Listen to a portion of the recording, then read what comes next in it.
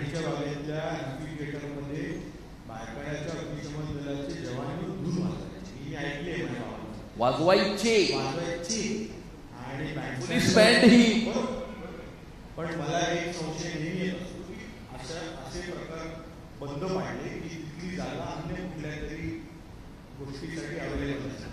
कारण आम्ही वरळीला त्या एट्रियम आले जिथे खेळाचं मैदान बघायचं, तर ते आपण खेळाचं मैदानच आहे तिथे त्यामुळे अशा जागा कुठे गेल्या का गेल्या आणि त्या बंद पाडण्यामागे कट आहे. कट असू शकतो, परंतु मुंबईची हरवलेली कला आणि संस्कृती जी आहे, जसं आपण पोलीस बँड बायकळ्यामध्ये अग्निशमन दलाचा बँड परफॉर्म करतो आणि याच्यामध्ये लोकांचं अट्रॅक्शन असू शकतं याच्यामध्ये. त्यामुळे ती हरवलेली ओळख जी आहे ती पुन्हा एकदा येणाऱ्या काळामध्ये निर्माण करण्यासाठी मुंबईकरांच्या आशीर्वादानं आम्ही जरूर प्रयत्नशील असू. आणि आपण मोकळ्या जागांबद्दल म्हटलं, मोकळ्या जागांबद्दल एक थेट सरळ भूमिका आमची आहे की मुंबई शहरातल्या सर्व मोकळ्या जागा या मुंबई महानगरपालिकेनीच मेंटेन केल्या पाहिजे. ऑल ओपन स्पेसेस ते कुठल्याही प्रायव्हेट प्लेअरला, प्रायव्हेट ऑर्गनायझेशनला, कॉर्पोरेट ऑर्गनायझेशनला, सोशल ऑर्गनायझेशनला भाडे तत्वावर देण्यात येऊ नये. मुंबई महानगरपालिकेनीच त्याचं परिरक्षण करावं. मुंबई महानगरपालिकेनीच ते मेंटेन कराव्या, केअरटेकिंग कराव्या. आणि मग तिकडच्या ज्या नागरी संस्था असतात स्थानिक, ते त्याच्यामध्ये वॉचडॉग सारखा रोल प्ले करू शकतात की मुंबई महानगरपालिका व्यवस्थितरित्या करताय की नाही करताय. आणि त्याच्या तिथपर्यंत ते सीमित ठेवून महापालिकेच्या मोकळ्या जागा या महापालिकेच्याच ताब्यामध्ये राहिल्या पाहिजेत. म्हणजे भविष्यामध्ये येणाऱ्या काळामध्ये ॲट्रिया मॉल सारखी स्थिती ही तयार होईल. वा, सुरुवातीला वैशालीजींनी सांस्कृतिक वैभवाचा जो प्रश्न आहे तो आपल्यासमोर मांडला, त्याचं छान उत्तर आपण दिलं. मी माझ्या निवेदनामध्ये सुरुवात करत असताना अण्णाभाऊंचा उल्लेख केला होता. अण्णाभाऊसाठींनी खूप छान ती मांडणी केली होती आणि त्यांनी रावणाची लंका असं म्हटलेलं आहे. म्हणजे ती लंका, वैभवशाली लंका जी आहे अशी मुंबई पाहिली जाते किंवा नंतर सुद्धा अलीकडच्या काळापर्यंत चित्रपटांमध्ये त्याचा उल्लेख झाला. तर या मुंबईचं स्वतःचं असं एक अर्थविश्व आहे. तर या अर्थविश्वाशी संबंधित काही प्रश्न आहेत, तर ते श्रीराम दांडेकर साहेबांनी विचारावे असं मी त्यांना विनंती करतो.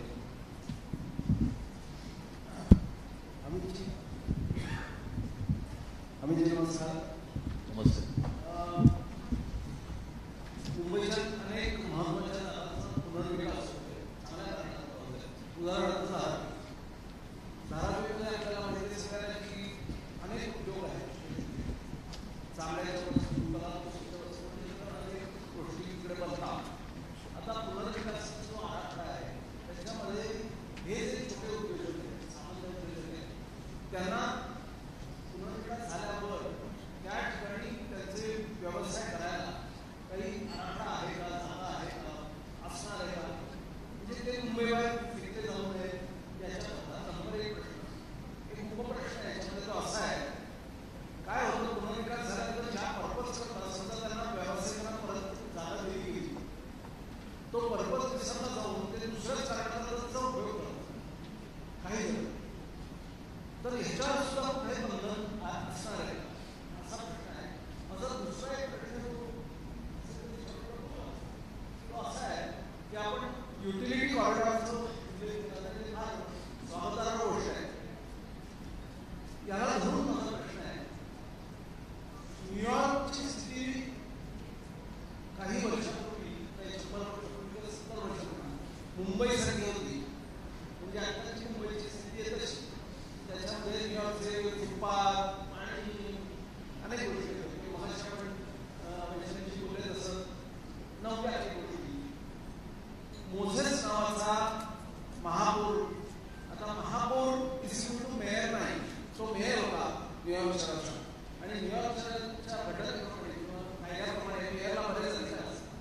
ते शोभेचं भावना नसतं, म्हणजे फक्त फी कापायला महापौर नसतं. आणि त्यामुळे त्यांनी न्यूयॉर्कचा कायापालट केला. तर आपण निवडून आल्यानंतर आणि आपण येणारच आहात, तर भारतीय जनता पार्टी आपल्याला नेतृत्वामध्ये निवडून आल्यानंतर महापौराला एक्झिक्युटिव्ह पॉवर्स आणि एक्झिक्युटिव्ह रिस्पॉन्सिबिलिटी असणार आहे. असं म्हणजे दोन वेगवेगळे. पहिल्या प्रश्नाचं उत्तर असं आहे की धारावीच्या रिडेव्हलपमेंटच्या प्लॅनमध्ये, म्हणजे Dharavi is one of the biggest urban renewal projects in the whole world. जगातलं वन ऑफ द मोस्ट सगळ्यात मोठे 10 लाख लोकांना घर देणारा हा प्रोजेक्ट आहे. आणि हा असा प्रोजेक्ट आहे जिथे अपात्र लोकांना सुद्धा घर दिलं जातं. म्हणजे 2022 पर्यंत ज्यांचे डॉक्युमेंट्स आहेत त्या सर्व लोकांना रेंटल हाऊसिंगमध्ये इन्कॉर्पोरेट केलं जात आहे.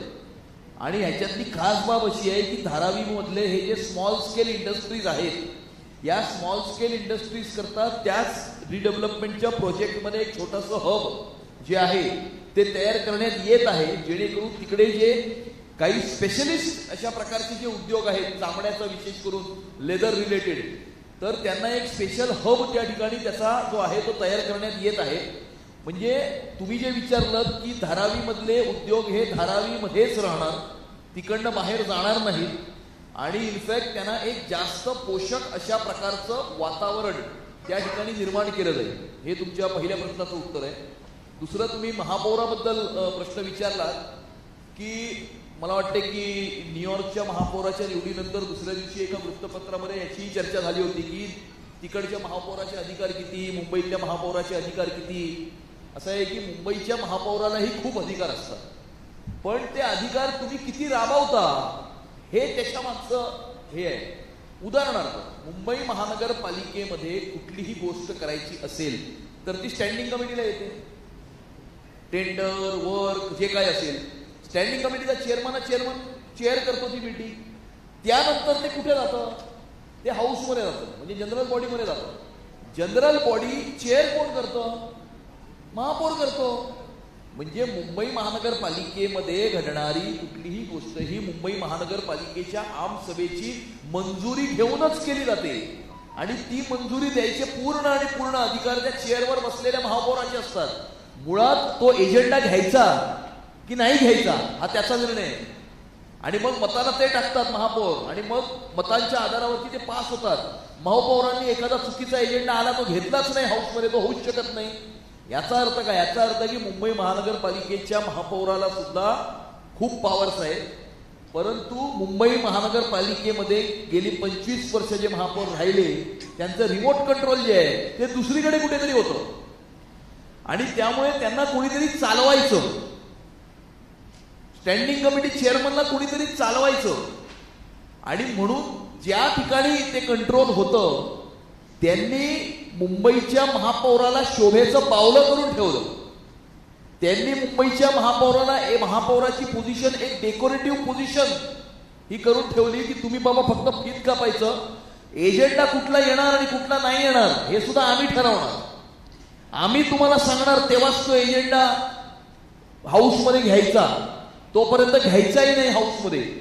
मी तुम्हाला सांगतो की अधिकाऱ्यांच्या ट्रान्सफरचे एजेंडे सुद्धा तिकडनं सिग्नल मिळाल्याशिवाय हे हाऊसमध्ये येत नसायचे, अधिकाऱ्यांच्या ट्रान्सफरचे एजेंडे सुद्धा. आणि त्यामुळे मुंबईच्या महापौराला डेकोरेटिव्ह हे केलं गेलं कारण अधिकार दुसरीकडे कुठेतरी होते. जसं 2004 ते 2014 युपीएच्या सरकारमध्ये पंतप्रधान होते परंतु कंट्रोल दुसरीकडे होता ना, जनपथवर. तसंच मुंबईच्या महापौराचा कंट्रोल बँड्रा ईस्टला होता आणि त्यामुळे तिकडनं तो कंट्रोल व्हायचा. आणि त्यामुळे त्यांनी मुंबईच्या महापौराची पोझिशन ही पॉवरलेस पोझिशन आहे अशा प्रकारचं परसेप्शन निर्माण केलं.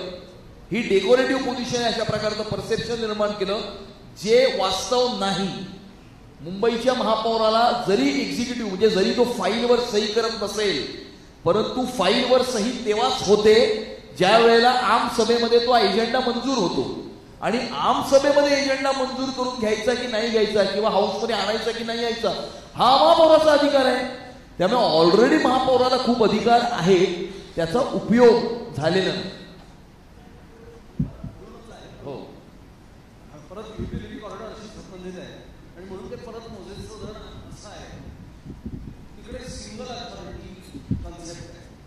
आता ज्या युटिलिटीज आहेत मग त्याच्यामध्ये अग्निशमन असेल किंवा विजेचा पुरवठा असेल, वीज निर्मिती नाही किंवा इतर अनेक छोट्या युटिलिटीज आहेत त्याची एक सिंगल अथॉरिटी आणि ते म्हणजे सिंगल अथॉरिटी त्यामुळे कसं होतं सुसूत्रता आणि अशी काही कन्सेप्ट नसेल तर पुढे नाही, आता विजेचा पुरवठा तर मुंबई शहरामध्ये 3 वेगवेगळ्या एजन्सीज करतात. आता ते सेटअप काही चेंज करणं आता काही पॉसिबल नाही, परंतु सुसूत्रता आणण्याकरता जर इंटेंट चांगला असेल, हे बघा, मेन तुम्ही विचारलेल्या सगळ्या प्रश्नांचं उत्तर एकच आहे की इंटेंट, ट्रान्सपरन्सी, क्रेडिबिलिटी, ऑनेस्टी असं आहे. 2014 आणि 2014च्या आधी आणि नंतर काय बदललं? सगळ्यात मोठी गोष्ट कुठली बदलली? ठीक आहे, इन्फ्रास्ट्रक्चर, इकॉनॉमी, सगळ्या गोष्टी झाल्या, पण मेन काय? इंटेंट. त्या पदावर बसलेल्या व्यक्तीचा इंटेंट काय? इंटेंट चांगला आहे, प्रामाणिकता आहे, म्हणून एवढ्या नुसती प्रामाणिकता असली तर एवढ्या सगळ्या गोष्टी घडू शकतात. आणि त्यामुळे प्रामाणिकतेचीच उणीव ही होती जी येणाऱ्या काळामध्ये आपल्याला भरून काढायची. पुढच्या प्रश्नाकडे आपण बघूया. दर 15 वर्षानंतर मुंबई काट टाकते असं म्हणतात. हे शहर पूर्णपणे काट टाकतं, बदलतं, तो फरक जाणवत असतो. तो आपल्या आधीच्या पिढीलाही जाणवला, आपली पिढी तो अनुभव घेते आणि याच्यानंतरची पुढची जी काय पिढी म्हणतो आपण, तर आणखी वेगळा अनुभव घेणार आहे. आपल्या आधीच्या पिढीने जे अनुभवलं त्याच्यामध्ये मिल ते मॉल असा प्रवास त्यांनी पाहिला. आपल्या पिढीने स्लम ते सचिन हा प्रवास पाहिला. आपली मिल ते मॉल, स्लम ते मॉल आणि स्लम ते सचिन, स्लम ते सचिन असा सगळा जो प्रवास आहे तो आपल्या आधीच्या पिढीने आपण सुद्धा पाहिलेला आहे. या सगळ्यामध्ये ना मुंबईचं लोकजीवन जे आहे ते पूर्णपणे ढवळून निघालं. त्या लोकजीवनाचं आणि मुंबईचं लोकजीवन फार महत्वाचं आहे. तर याविषयीचा जो प्रश्न आहे तो शक्ती साळगावकर यांनी विचारावा असं मी त्यांना विनंती करते. मिल ते मॉल आणि मॉल टू मेट्रो आता ही पिढी बघते. नमस्कार. सर्वप्रथम माझं आवडतं शहर, माझं घर मुंबई याबद्दल बोलण्यासाठी मला इथे तुम्ही बोलावलं, त्याबद्दल किरणजी खूप धन्यवाद. माझा प्रश्न मगापासून आपण न्यूयॉर्कबद्दल बोलतोय आणि मुंबईची आणि न्यूयॉर्कची तुलना करण्यासाठी आहे काही तथ्यांनी, पण मुंबईची भारतासाठी आहे, न्यूयॉर्क जसं जगासाठी कशी आहे, त्याची खाद्य संस्कृती जी आहे ती समृद्ध आहे. भारताच्या अनेक कानाकोपऱ्यातनं अनेक खाद्यपदार्थ आपल्याकडे आलेले आहेत, पण मुंबईमध्ये असलेली राणी कॅफे, खानावळी आणि खास करून फूड हॉल असायचे, या सगळ्यांचा गेल्या काही वर्षांमध्ये एक वाईट सॉर्ट ऑफ प्रोसेस झालेला आहे की ते बंद तरी पडतात किंवा बकाल झालेले आहेत. त्यांच्या संवर्धनासाठी काही होत नाही. पण हे चालू असताना आपली जी समृद्ध खाद्य संस्कृती आपल्या स्ट्रीट फूडची ती सुद्धा हरवताना दिसते. आपल्याला मोमोज आणि शॉर्मा आणि या सगळ्या गोष्टींचा अनुभव घेता येतो, पण पावभाजी, इडली या ज्या गोष्टी आपल्याला सर्रास रस्त्यावर मिळतात त्या आता कमी झाल्या आणि जंक फूड आहे. तर यासाठी आपण काय करू शकतो, या संवर्धनासाठी आपण काय करू शकतो, हा माझा प्रश्न. तुमच्या पहिल्या प्रश्नाचं उत्तर की आपण कम्पेअर करतो, तर आपण कम्पेअर नाही केलं पाहिजे. की आधी राज्यकर्त्यांनी घोषणा केल्या होत्या आम्ही मुंबईचं शांघाई करू, मुंबईचं अमुक करू, तमुक. मुंबईला मुंबईच ठेवायची आहे आपल्याला. त्यामुळे मुंबईचं काही शांघाई करायचं नाही किंवा मुंबईचं न्यूयॉर्कही करायचं नाही. आपल्याला मुंबई ही मुंबईच ठेवायची आहे, नंबर 1. आणि नंबर 2, म्हणजे आता मी एकदम उघडपणे बोललो तर कदाचित मिनिस्ट्री ऑफ एक्सटर्नल अफेअर्समधनं मला फोन येईल आणि त्यामुळे मी इतक्या उघडपणे नाही बोलणार काही शहरांवरती. पण मी हे जरूर सांगेन की आपण नावं घेतलेल्या शहरांपेक्षा मुंबई ही खूप चांगली आहे, खूप चांगली आहे. याची 2-3 उदाहरणं मी तुम्हाला देतो आणि मग तुमच्या स्ट्रीट फूडवरती पण येतो. की मी याच गणपतीमध्ये रात्री 1:45 वाजता गौरी पूजनाचा दिवस होता आणि 1:45 वाजता चेंबूरहून माझाही दौरा आटपून मी घरी परत येत होतो. 1:45 वाजले होते. एक अशी सुमसामची गल्ली होती आणि त्या सुमसामच्या गल्लीतनं एक 8-10 महिलांचा एक ग्रुप कुठेतरी गणेशोत्सव दर्शन करून बाहेर येत होते. पूर्णपणे दागिने आणि गणपतीला आपण जातो त्यावेळेला मला वाटलं की हा कॉन्फिडन्स आहे मुंबई शहरातल्या महिलांचा की रात्री 1:45 वाजता आपण रस्त्यावरती एकट्या दागिने घालून फिरू शकतो. हे मला वाटतं जगात अशी 5च शहरं असतील. आणि मला वाटतं की याच्यामध्ये 2016 मध्ये मुंबई शहरामध्ये लागलेले 10,000 पेक्षा जास्त CCTV कॅमेराज जे देवाभाऊंनी लावले ते मुंबई शहराला सुरक्षित करण्याच्या दृष्टिकोनातनं एक घेतलेलं खूप मोठं पाऊल होतं असं मला वाटतं. आपण जे खाद्य संस्कृती बद्दल बोलला त्याच्यामध्ये 2 ऍस्पेक्ट आहेत. मला असं वाटतं की मुंबई शहरामध्ये जे फेरीवाले आहेत, आता त्या फेरीवाल्यांमध्येही मोठ्या प्रमाणावरती घुसखोरी झालेली आहे. म्हणजे आधी परंपरागत फेरीवाले जे होते आणि आता जो नवीन आकडा जो समोर येतोय, फुगलेला आकडा समोर येतोय, त्याच्यामध्ये मोठ्या प्रमाणावर बांगलादेशी, रोहिंगे हे आता त्याच्यामध्ये घुसलेले आहेत. आणि त्याच्यामध्ये फेरीवाला धोरण मुंबई शहरामध्ये न येणं हे त्याच्या मागचं एक खूप मोठं कारण आहे. आणि हायकोर्टाची ऑर्डर आहे की फेरीवाल्यांमध्ये सुद्धा तुम्ही रस्त्यावरती कुकिंग नाही करू शकत सिलेंडर लावून, कारण ते हॅझार्डस असू शकतं. पण तरी सर्रासपणे अनेक गोष्टी या चालू आहेत. मग याच्यामध्ये निश्चित कुठल्याही धोरणाची कमतरता, याच्यामुळे मुंबईला स्ट्रीट फूड किंवा अन्य आपण जसं म्हणालात त्याला एक फॉर्मल सेटअप नाही मिळाला. आणि फॉर्मल सेटअप न मिळाल्यामुळे याच्यामध्ये घुसखोरी झाली.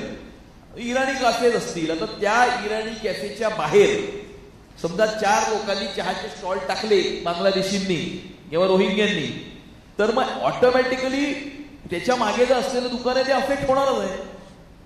ते होणारच आहे ना.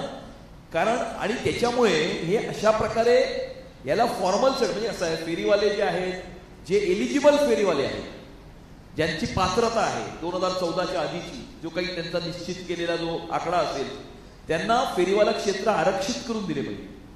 त्याच्यामध्ये त्यांना शिफ्ट केलं पाहिजे एलिजिबल लोकांना, हॉकिंग झोन्स डिझाईन करून.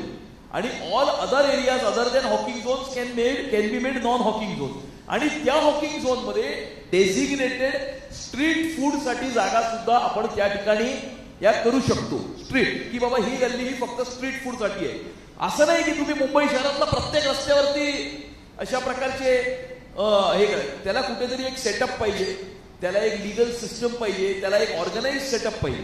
तर मग एखादी गल्ली आपण केली, हे जसं एखादा रस्ता हॉकिंग झोन आपण नाईट मार्केट करू शकतो. त्यामुळे there is difference between night life and night market. आम्हाला नाईट मार्केट फेरीवाल्यांकरता चालेल हॉकिंग झोन मध्ये. नाईट लाईफ ही वेगळीच कॉन्सेप्ट आहे. त्याचं उत्तर ज्यांनी आणली तेच देऊ शकतात, मी नाही देऊ शकत. हा, आणि त्यामुळे असं एखादं नाईट मार्केट असू शकतं, किंवा एखादी गल्ली ही स्ट्रीट फूड करता आरक्षित असू शकते, किंवा एखाद्या एरियामध्ये आपल्या परंपरागत ज्या कोळी समाजाच्या आपल्या भगिनी आहेत त्या आपलं फिश आणि अशा प्रकारचं काही फूड करण्याकरता त्यांना एक डेसिग्नेटेड झोन आपण कुठेतरी चौपाटीच्या बाजूला करून देऊ शकतो. परंतु त्याला लिगलाइज करणं आवश्यक आहे, फॉर्मलाइज करणं आवश्यक आहे, त्याला एका ऑर्गनाइज सेटअप मध्ये आणणं आवश्यक आहे. आता सर्रासपणे असं कोण पण कुठे बसायला लागलं तर मग हे शहर हे असं राहणार नाही. आणि नाव न घेता मी सांगतो की एका जगातल्या आंतरराष्ट्रीय शहरामध्ये तुम्ही जर राहून बघितलं तर दर 100 मीटरला आता फूड ट्रक लागले.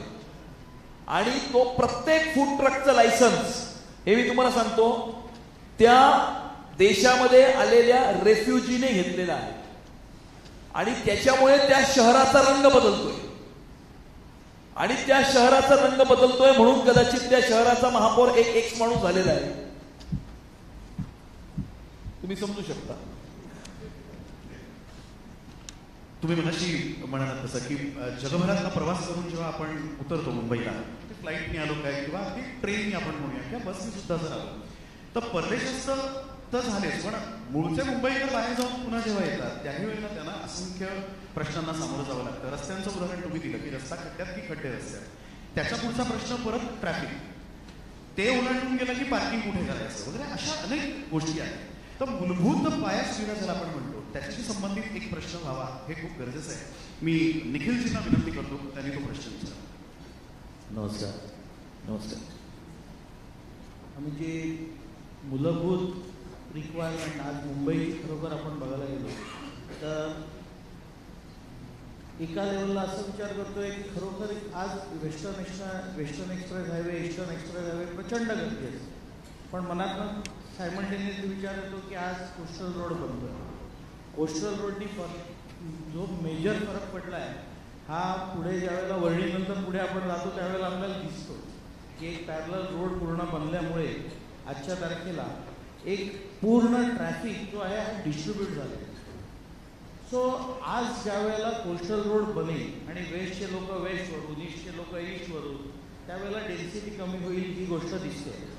परंतु एक गोष्ट आजच्या तारखेला बघताना अशी जाणवते की कुठे ना कुठेतरी असे बॉटलनेक्स आहेत, जसा एअरपोर्टचा पार्ल्याचा कॉर्नर, त्याच्यानंतर काही ठिकाणी mismanagement of the distribution of the traffic of the फ्लायओव्हरवर जाणारा आणि खाली जाणारा.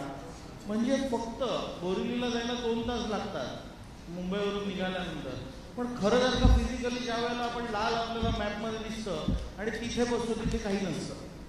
म्हणजे हे कुठेतरी एक मिसमॅनेजमेंट आहे. तिकडे कुठेतरी रस्ता खराब झालेला असतो, तिथे कुठेतरी रोडचं काम चालू आहे असं कुठेही नसतं.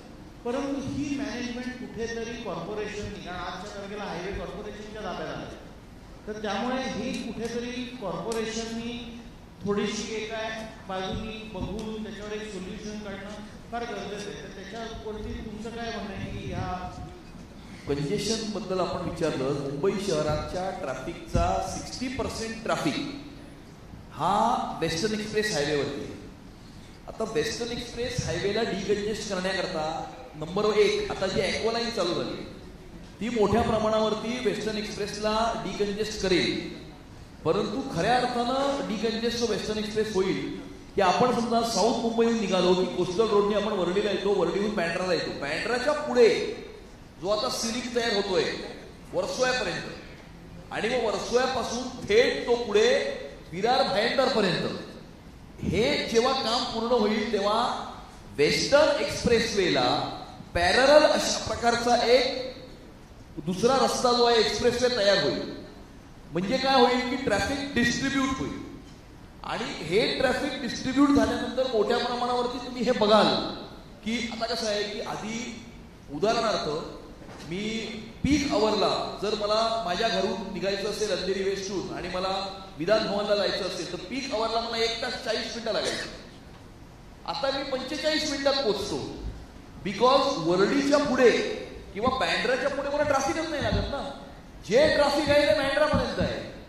40 मिनिटापैकी 25 मिनिटं मला बँड्रापर्यंत लागतात किंवा अर्धा तास, आणि बँड्रा सुटलो की 10 मिनिटात विधान भवन.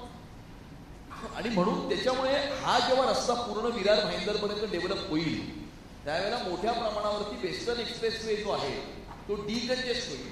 पण हे कसं आहे की आता फेजेसमध्ये चालू आहे. अजून 3-4 वर्ष आपल्याला लागतील, साधारणतः 3-4 वर्ष लागतील आपल्याला वर्सोव्यापर्यंत आहे. आणि वर्सोव्याच्या पुढे जे काम आहे ते आता पुढच्या वर्षी म्हणजे 2026 मध्ये सुरू होणार आहे. तर 2026 मी तुम्हाला सांगतो की 2030 मध्ये the way you live in this city will change for ever. एक वेगळीच मुंबई तुम्हाला 2030 मध्ये बघायला मिळेल. आता आपण दुसऱ्या शहरांमध्ये जातो, लंडनला जातो, ट्यूबने प्रवास करतो, आपण ॲपवरती तिकीट बुक करतो, किंवा स्वित्झर्लंडला जाताना स्विस पासचं एक ॲप असतं, तिथे तुम्ही जर्नी तुमची प्लॅन करू शकता. मी इथे आहे आणि मला इथे जायचं आहे, तर मग काय करावं लागेल, तर मला ही ट्रेन घ्यावी लागेल, ही ट्रेन घ्यावी लागेल, ही ट्रेन घ्यावी लागेल. ही ट्रेन इतक्या वाजता तुम्हाला ह्या प्लॅटफॉर्ममधनं मिळेल, ही ट्रेन इतक्या वाजता मिळेल. हे असं प्लॅनिंग असतं. हे मुंबईत कधी होऊ शकत होतं का? कोणी विचारच केला नव्हता. Lack of vision once again. अजून एक गोष्ट जी मुंबईत व्हायला पाहिजे होती पण झाली नाही. पण आता पंतप्रधानांनी जे मुंबई ॲप लॉन्च केलं, BST, रेल्वे आणि मेट्रो या तिन्ही आपण एकाच ॲपवर आणल्या. म्हणजे एका ॲपवरती आपण आपली जर्नी प्लॅन करून मला बसनी इथपर्यंत जायचं, रेल्वेनी इथपर्यंत जायचं, मेट्रोनी इथपर्यंत जायचं. दिस इज पॉसिबल. हे मुंबई ॲपनी करून दाखवलं. ह्या चमत्कार होता पण तो घडला. आणि तसंच 2030 मध्ये ज्यावेळेला हे सगळे प्रोजेक्ट कंप्लीट होतील त्यावेळेला तुम्ही बघाल की म्हणजे सिमलेस ट्रॅव्हल 1 तासाच्या आत घरात मुंबईच्या एका कोपऱ्यापासून दुसऱ्या कोपऱ्यापर्यंत 59 मिनिट्स मध्ये माणूस पोहोचला पाहिजे मॅक्सिमम 1 तासाच्या आत. ही आमची विजन आहे. चांगलं आहे. दुसरा प्रश्न माझा हाऊसिंग सेक्टरवरचा आहे. ॲक्च्युली माझा विषय आहे तो. सो साधारणतः 20 ते 25 वर्ष मागे जाऊन जर का आपण बघितलं किंवा अगदी 35 वर्ष मागे जाऊन बघितलं तर मुंबईमध्ये मुंबईमध्ये जी स्लम झाली होती, आपल्याला आज तिकडे एखादे दिसतात, स्लम दिसतात. हे स्लम वगैरे ज्या आहेत ह्या पूर्वी अनऑर्गनाइजली डेव्हलप झालेले सेक्टर होते. कारण पूर्वी चाळी होत्या पण स्लम नव्हत्या. स्लम ह्या क्रिएट झाल्या आणि स्लम ह्या क्रिएट केल्या गेल्या ह्या पर्टिक्युलर रिझनसाठी केलं. कारण इकडे नोकरीसाठी जे काही चाकरमाना इकडे येतात त्यांना शेवटी घरं परवडत नाही, मुंबईची जागा परवडत नाही. आणि मुंबईची जागा परवडत नाही त्यामुळे त्या लोकांना कुठेतरी एक राहावं लागतं आणि राहायला निवारा पाहिजे. आणि या दृष्टिकोनातून शेवटी ह्या क्रिएटेड स्लम्समध्ये हे लोक ऑक्युपाय करतात. आजच्या तारखेला धारावी आहे, स्लम डेव्हलपमेंटचे प्रोजेक्ट चालू आहे, किंवा पूर्वी गव्हर्नमेंट हाऊसिंग केलेली गव्हर्नमेंटनी रेंटल केलेली BDD सारखे प्रकल्प चालू आहेत. म्हाडाच्या मार्फत आज CNDच्या मार्फत मोठे मोठे प्रकल्प आज मोतीलाल नगर आहे किंवा अभिनय नगर आहे, आता GTB नगर केला आहे. हे सगळे मोठे मोठे प्रकल्प सुरू झाले. साधारणतः आपल्याला पहिले तर हे सगळे मोठे प्रकल्प आहेत, हे साधारण कधीपर्यंत टार्गेट करतोय आपण की बाबा हे प्रकल्प, कारण अजून सुद्धा कुठे कुठे विरोध दिसतो, कुठे काही कामं सुरू झालेली आहेत, परंतु ह्याचं एक साधारणतः मॅपिंग काय आहे, साधारण कधीपर्यंत. आणि दुसरी गोष्ट, जे बाहेरून आजही येत आहेत त्यांच्यासाठी आपण काही सोयी करतोय का, नाही तर परत स्लम होण्याची भीती आपल्या डोक्यावर राहील. या दोन प्रश्नांची उत्तरं मला ऐकत. पहिलं तर गेल्या 10 वर्षामध्ये हाऊसिंगच्या क्षेत्रामध्ये मोठ्या प्रमाणावरती रिफॉर्म जे आहेत ते घेण्यात आलेले आहेत. आपण म्हटलेले सर्व प्रकल्प, मग तो अभ्युदय नगर असेल, BDDचा रिडेव्हलपमेंट असेल, मोतीलाल नगर असेल, SVP नगर असेल, हे सगळे प्रकल्प कुठल्या ना कुठल्या स्टेजला आहेत. कुठल्या टेंडर स्टेजला आहे, कुठला काम चालू होण्याच्या स्टेजला आहे, कुठल्या कन्सेप्शनच्या स्टेजला आहे. धारावीचा प्रकल्प आहे. त्यामुळे हे मोठे प्रकल्प आहे. दुसरं SRA मध्ये मी तुम्हाला सांगतो, मुंबई शहरामध्ये 15 लाख SRAची घरं निर्माण होणं आवश्यक. 15 लाख युनिट्स. 1995 मध्ये SRA फॉर्म झाली. 1995 ते 2014 फक्त 1.5 लाख युनिट्स बनले होते. आणि आता गेल्या 10 वर्षामध्ये अजून 1.5 लाख युनिट्स बनले. आणि त्यामुळे मोठ्या प्रमाणावरती जो 2011चा निर्णय जो करण्यात आला देवेंद्र फडणवीस मागच्या वेळेला मुख्यमंत्री असताना, की विधानसभेमध्ये कानून पारित केला, कायदा आणला आणि 2011 पर्यंत जेवढ्या लोकांचे डॉक्युमेंट आहेत त्या सगळ्या लोकांना आम्ही घरं देणार त्या SRAच्या माध्यमातून, असा निर्णय केल्याने सगळीकडे जे SRAचे प्रकल्प आहेत ते प्रगती पथावरती येऊ लागले. मोठ्या प्रमाणावरती ज्या बिल्डर्सनी काम सुरू केलं नव्हतं त्यांना 13-2च्या मार्फत बाहेर काढण्याचं काम हे सरकारने केलं. आणि काही SRA, रमाबाई आंबेडकरचा प्रोजेक्ट आहे एवढा मोठा, तो सुद्धा आता सरकार करते. त्यामुळे मोठ्या प्रमाणावरती हे सगळे SRA स्कीम ताब्यामध्ये घेऊन त्याला कार्यान्वित करण्याचं काम हे सरकारने केलेलं आहे. मला असं वाटतं की या सगळ्या गोष्टीला एक पुढची 8-10 वर्ष, म्हणजे 10 वर्षामध्ये, म्हणजे मोबिलिटीचा प्रश्न हा 2030 पर्यंत सुटेल पूर्णपणे. पण हे जे हाऊसिंगचे प्रोजेक्ट्स आहेत ते साधारणतः 10 वर्षामध्ये हाऊसिंग फॉर ऑलच्या दिशेने आपण जाऊ शकू असं मला वाटतं. आणि जे आपण म्हणताय ना की स्लम्स निर्माण झाले, असं आहे की एखाद्या ठिकाणी एखादं इलिगल कन्स्ट्रक्शन होत असतं तर ते काढायची जबाबदारी कोणाची असते? इकडच्या महानगरपालिकेच्या बिल्डिंग फॅक्टरी डिपार्टमेंटची असते. आता महानगरपालिकेचं बिल्डिंग फॅक्टरी डिपार्टमेंट काय करतं हे तुम्हाला आणि मला काही वेगळं सांगायची गरज नाही. मी तर महाराष्ट्राच्या विधानसभेमध्ये बिल्डिंग प्रपोजलचा एक मोठा 50,000 कोटीचा स्कॅम बाहेर काढला होता.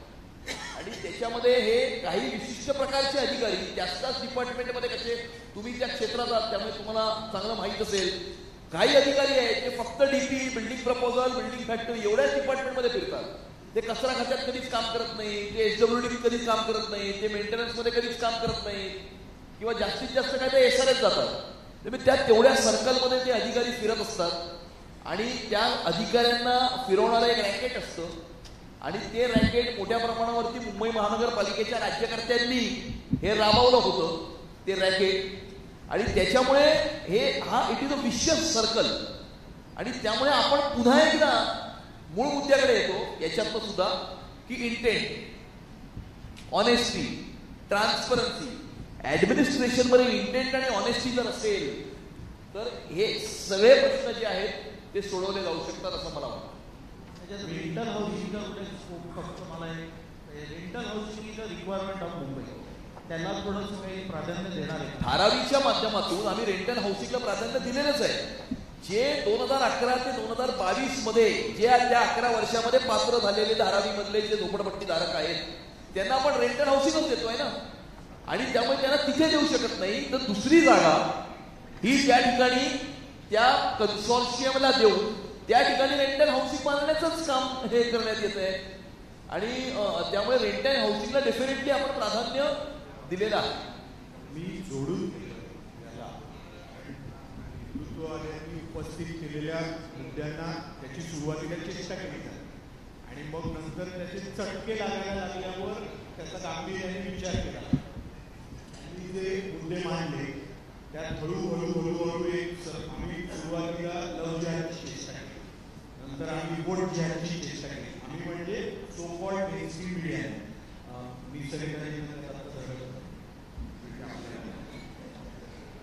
एक व्यान मुद्दा आपल्याला लोकसभेच्या वेळी लक्षात आला, तो लँड जिहादचा. आणि त्या लँड जिहादच्या आधारावर उभ्या केल्या गेलेल्या वोट बँक. जेव्हा तुम्ही हे सगळं नगर असं छान बसवणार आहात आणि खरोखरच मुंबईमध्ये म्हणजे गेल्या 2 वर्षात आम्ही जे वरळीला राहणारे होतो, आम्हाला विश्वास बसत नाही की आज तो त्या वरळी कुठे क्रॅक होते, कुठे पाऊस झाल्यानंतर तिथे भगदडच पडायचं. हा मुद्दा तुम्ही कसा ऍड्रेस करणार आहात? याच्या मागे पाहताय की हे सगळं घडतंय आणि आता आम्हाला एक विषय बसायचं आणि त्यांना मदत करणारे लोक आहेत, कारण ते एक घटना होतं. याच्यामध्ये एक मोडस ऑपरंडी आहे मुंबई शहरामध्ये, आणि ती मोडस ऑपरंडी आपल्याला मानखुर्द शिवाजीनगरला बघायला मिळेल, ती वांद्रे पूर्वला बघायला मिळेल. 2014च्या आधी ती वांद्रे पश्चिममध्ये सुद्धा होती, ती मालवणीला आपल्याला बघायला मिळेल, ती काही प्रमाणात आपल्याला चांदिवलीमध्ये आधी बघायला मिळाली होती, आणि आता नव्यानं आपल्याला ती वर्सोव्याला बघायला मिळेल. ही मॉडस ऑपरंडी काय? मॉडस ऑपरंडी हीच आहे की सरकारी जमिनींचा ताबा घ्यायचा, त्या ठिकाणी इलिगल कन्स्ट्रक्शन करायचे, तिकडनं मग बाहेरून बांगलादेशी रोहिंगी आणायचे, त्या ठिकाणी बसवायचे, स्वतःच्या राजकीय पदाचा वापर करून त्यांना वोटिंग कार्ड, आधार कार्ड, पॅन कार्ड तयार करून द्यायचे, त्यांना मतदार करायचे, त्यांच्या आधारावरती मतदार यादी फुगवायची, मग त्यांच्या माध्यमातून वोट जिहाद घडवून आणायचा आणि पुन्हा सत्तेच्या स्थानावरती बसायचं. त्यामुळे ही एक वेल थॉट, वेल स्ट्रक्चर्ड अशा प्रकारची एक मोडस ऑपरंडी आहे. आणि ही मालवणीला दिसते, मानखुर्द शिवाजीनगरला दिसते, अशा काही मुंबईतल्या क्षेत्रांमध्ये ही दिसते. आणि म्हणूनच मी जे म्हटलं ना की तुम्हाला काय झालेलं काय दिसेल, तर हे दिसेल ना की मुंबईतला प्रत्येक रस्ता मोहम्मद अली रोड होईल, किंवा जे मालवणीत आहे ते मुंबई शहरातल्या प्रत्येक मतदारसंघात होईल. आणि ते होऊ नये याच्याकरता आपण जागरूक राहिलं पाहिजे, याच्याकरता आपण सजग राहिलं पाहिजे. त्यामुळे ही जी मानसिकता आहे ना, ही मॉडस ऑपरंडी आहे ना, हीच खानाची मानसिकता आहे. याच खानाच्या विरुद्ध आपली लढाई आहे. आणि त्यामुळे आपण जे म्हणताय ते नक्की आहे, होतंय, झालंय. आणि भविष्यात आपण जर सजग नाही राहिलो किंवा जागरूक नाही राहिलो तर भविष्यात ते अजून होईल. आणि नंतर मुंबई शहराची डेमोग्राफी कशी बदलेल हे आपल्याला कळणार सुद्धा नाही. बिकॉज रिमेंबर की डेमोग्राफी इज डेस्टिनी. एखाद्या शहराची डेमोग्राफी जशी असते त्याच प्रकारे भविष्यामध्ये त्या शहराचं भाग्य जे आहे ते अधोरेखित होतं. आणि बिकॉज डेमोग्राफी इज डेस्टिनी आपल्याला त्या डेमोग्राफीकडे सुद्धा लक्ष देणं आवश्यक. मगाशी जसं मी वैशालीजींनी प्रश्न विचारला त्याच्या आधी मी असं म्हटलं होतं की एक शहराची सांस्कृतिक भूक असते, तर तसं प्रत्येक शहराचं आरोग्यच आहे ते फार महत्वाचं आहे. कारण आरोग्यच उत्तम नसेल तर बाकीच्या सगळ्या डेव्हलपमेंटला काही अर्थ नसतो. तर आरोग्याशी संबंधित प्रश्न डॉक्टर साहेबांनी विचारावा, डॉक्टर गजानन रत्नपारखे यांनी विचारावा. Good evening. मग असं वाट पाहत होतो 1 तास 3 तास. Good evening. आपला क्लास कधी येतोय ना, पण मी खूप नर्वस आहे बाबा, कारण एवढ्या मोठ्या माणसाच्या बाजूला बसणं माझंच हृदय धडधडतं.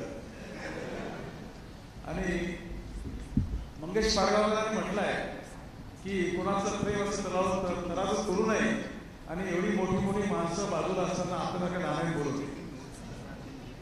पण आरोग्य म्हणजे माझा विषय आहे. BMC मध्ये मी कमीत कमी 14 वर्ष काम केलं आहे असं प्रोफेसर म्हणून, आणि JJ मध्ये मी 7 वर्ष काढायला काम केलं. त्यामुळे आरोग्याला मी जवळून पाहिलं, BMCच्या आणि JJच्या पण. आणि आता मी खूप प्रायव्हेट प्रॅक्टिस करतो, सरांच्याच बाजूला माझं क्लिनिक आणि हॉस्पिटल आहे. त्यामुळे काही प्रश्न सरांना विचारायचे आधी आपण, कारण आजचा टॉपिक आहे मुंबई काल, आज आणि उद्या. राईट, उद्या तुमच्या हातात आहे. कॉंग्रॅच्युलेशन आतापासून. पण जेव्हा आपण मागे बघून बघतो आपण, मुंबईची लोकसंख्या जवळपास 2 करोड असं आहे ना, त्यात छोटी पकडलं. त्यातलं साऊथ मुंबई म्हणजे आपण मुंबई जिल्हा म्हणतो आणि उपनगरी जिल्हा म्हणतो. राईट, साऊथ बॉम्बे किंवा मुंबई जिल्हा, त्याची लोकसंख्या किती आहे? 2011 प्रमाणे 30 लाख. आता नेक्स्ट 14 वर्ष समजा 40 लाख झाले. आणि उपनगरी आहे मुंबई जिल्हा म्हणतो, त्याची लोकसंख्या 2011 होती, आता ती 1 करोड 20 लाख झाली असावी असा अंदाज आहे. म्हणजे टोटल 1 करोड 60 लाखाची आणि 30-40 लाखाचा प्रोटीन क्राऊड. दररोज मनुष्य बाहेरच्या सभा येतो, काम करतो, पण तिथे त्याला काही झालं तर मुंबईला असेल. तर साऊथ बॉम्बे आणि उपनगरीमध्ये एवढी विसंगती आहे साहेब की साऊथ बॉम्बेमध्ये 1, 2, 3, 4 मेडिकल कॉलेज आहे आणि 2 dental college. Nair, KM, JJ आणि GT हॉस्पिटल हे 4 मेडिकल कॉलेज आहे आणि 2 नायर कॉलेज आणि government dental college, 6 medical college आहे आणि त्याची लोकसंख्या 40 लाखात जमत आहे. आणि इकडे उपनगरीमध्ये 1 करोड 20 लाख लोक असताना फक्त 1 मेडिकल कॉलेज सायनला आहे आणि 5 वर्षापूर्वी कुपर झाला. 2च मेडिकल कॉलेज. ही खूप विसंगती नाही का? म्हणजे आधीच्या राज्यकर्त्यांनी किंवा आधीच्या मी राजकारणी नाही म्हणून मी जे बघतोय ते बोलतोय. तर या विसंगतीला म्हणजे 1 करोड 20 लाखाला 2च मेडिकल कॉलेज आणि या 40 लाखांना 6 मेडिकल कॉलेज मिळणं, ही विसंगती आपण दूर करायला नाही पाहिजे. हा माझा पहिला प्रश्न. उत्तर देणार मी दुसरा प्रश्न विचारून मग सोबत उत्तर देऊ सोबत. दुसरा प्रश्न मी तुम्हाला स्टॅटिस्टिक्स सांगतोय. BMC मध्ये जसं आता गव्हर्नमेंट हॉस्पिटल बाजूला ठेवलं, 4 मेडिकल कॉलेज आहे पूर्ण. आता BMC मध्ये मी साऊथ बॉम्बे आणि उपनगरी पूर्ण म्हणजे 2 करोड पॉप्युलेशन लक्षात ठेवतो. या 2 करोडच्या पॉप्युलेशनसाठी आपल्याकडे 4 मेडिकल कॉलेज आहे, 16 हॉस्पिटल्स आहे BMC, 29 ह्या मॅटर्निटी होम्स आहे, 175 ह्या BMC डिस्पेन्सरीज आहे आणि 183 या आपल्या ज्यांची पुण्यतिथी आहे जे हृदय बाळासाहेब ठाकरे यांचे मोहल्ला केली आहे. ही आपली आरोग्य व्यवस्था आहे. पण या सर्व व्यवस्थेमध्ये बेड किती आहे आपल्याकडे? 12,000. हे महत्वाचं. आपल्या या सर्व संस्थेमध्ये जे काही हॉस्पिटल आहे का बेड आहे 12,872 बेड. आपण फ्लोर बेड असतो, मी काम केलं फ्लोर बेड असतो ते 1000 बघा, तर 13,000 ते 14,000 बेड अवेलेबल आहे. या 14,000 बेड मध्ये दरवर्षी 25 लाख लोक ऍडमिट होतात. आपली ओपीडी किती आहे या सर्व हॉस्पिटलची? BMC सांगतो मी, गव्हर्नमेंट मी प्रायव्हेट बोलत नाहीये. आपली ओपीडी असते दरवर्षीची 2 करोड 11 लाखाची ओपीडी असते. दरवर्षी या 13,000-14,000 बेड मध्ये 3 लाख ऑपरेशन होतात. हे स्टॅटिस्टिक्स आहे. तर एवढ्या मोठ्या 2 करोडच्या पॉप्युलेशन मध्ये एवढी 13,000 बेड आहे, एवढं प्रचंड ओपीडी असते. तर हा ताण आपला लास्ट 10 वर्षापासून आहे. आम्ही JJ मध्ये काम करताना 20 बेडचा वॉर्ड होता, खाली 20 बेड आले, 40 बेड होते, माणसं आम्ही 10 होतो. हा जो ट्रिमेंडस ताण आपल्या आरोग्यावर व्यवस्थावर आहे. कारण का लक्षात ठेवा, हे बाकी सर्व इन्फ्रास्ट्रक्चर वगैरे बोलायला खूप चांगलं आहे, पण बेसिक नीड असतं रोटी, कपडा, मकान. ते झाल्यानंतर चौथं जे आहे ते आरोग्य असतं. माणूस आरोग्य नसेल चांगलं तर बाकी काही इन्फ्रास्ट्रक्चर आपण नंतर करू. तुम्ही डॉक्टरांवरच्या स्थानाविषयी ऍब्सोल्युटली डॉक्टरला आम्ही नंतर बोलतो तुमच्या, पण हे आपल्या सोसायटीवर आपल्या जे डॉक्टर पाठक पण आले. तर या 2 गोष्टी साऊथ वर्सेस उपनगरी आणि दुसरा हा जो ताण आहे आपल्या आरोग्य व्यवस्थेवर, त्याच्याबद्दल तुमचं विजन काय? तुम्ही एवढी आकडेवारी सांगितली की मी स्वतःच एकदम प्रेशरमध्ये आलो. मी थोडंसं तुमच्या प्रश्नाला एका वेगळ्या अँगलनी बघतो. तुम्ही सबर्ब वर्सेस सिटी असं कंपॅरिझन सांगितलं, पण आता त्यावेळेला जिथे जिथे जागा उपलब्ध होत्या तिथे तिथे हॉस्पिटल्स तयार करण्यात आली, जिथे रिझर्वेशन होतं तिथे तयार करण्यात आली. आता कालांतराने मोठं पॉप्युलेशन हे सबर्बला शिफ्ट झालं, पॉप्युलेशन वाढलं, त्यामुळे सबर्ब आणि सिटीच्या पॉप्युलेशनमध्ये, परंतु बोरिवलीचा माणूस हाही केलेला येऊ शकतो, असं काही येऊ शकत नाही असं नाही. की we are treating Mumbai as a city in totality, आणि सबर्बमध्ये किती, सिटीमध्ये किती, याचा काही फार आपण असा त्या अँगलने विचार करत नाही. परंतु आपण जे म्हणालात की रोटी, कपडा, मकान आणि त्याच्यानंतर आरोग्य, हे खरंच खूप महत्वाचं आहे. माझं विजन काय आहे?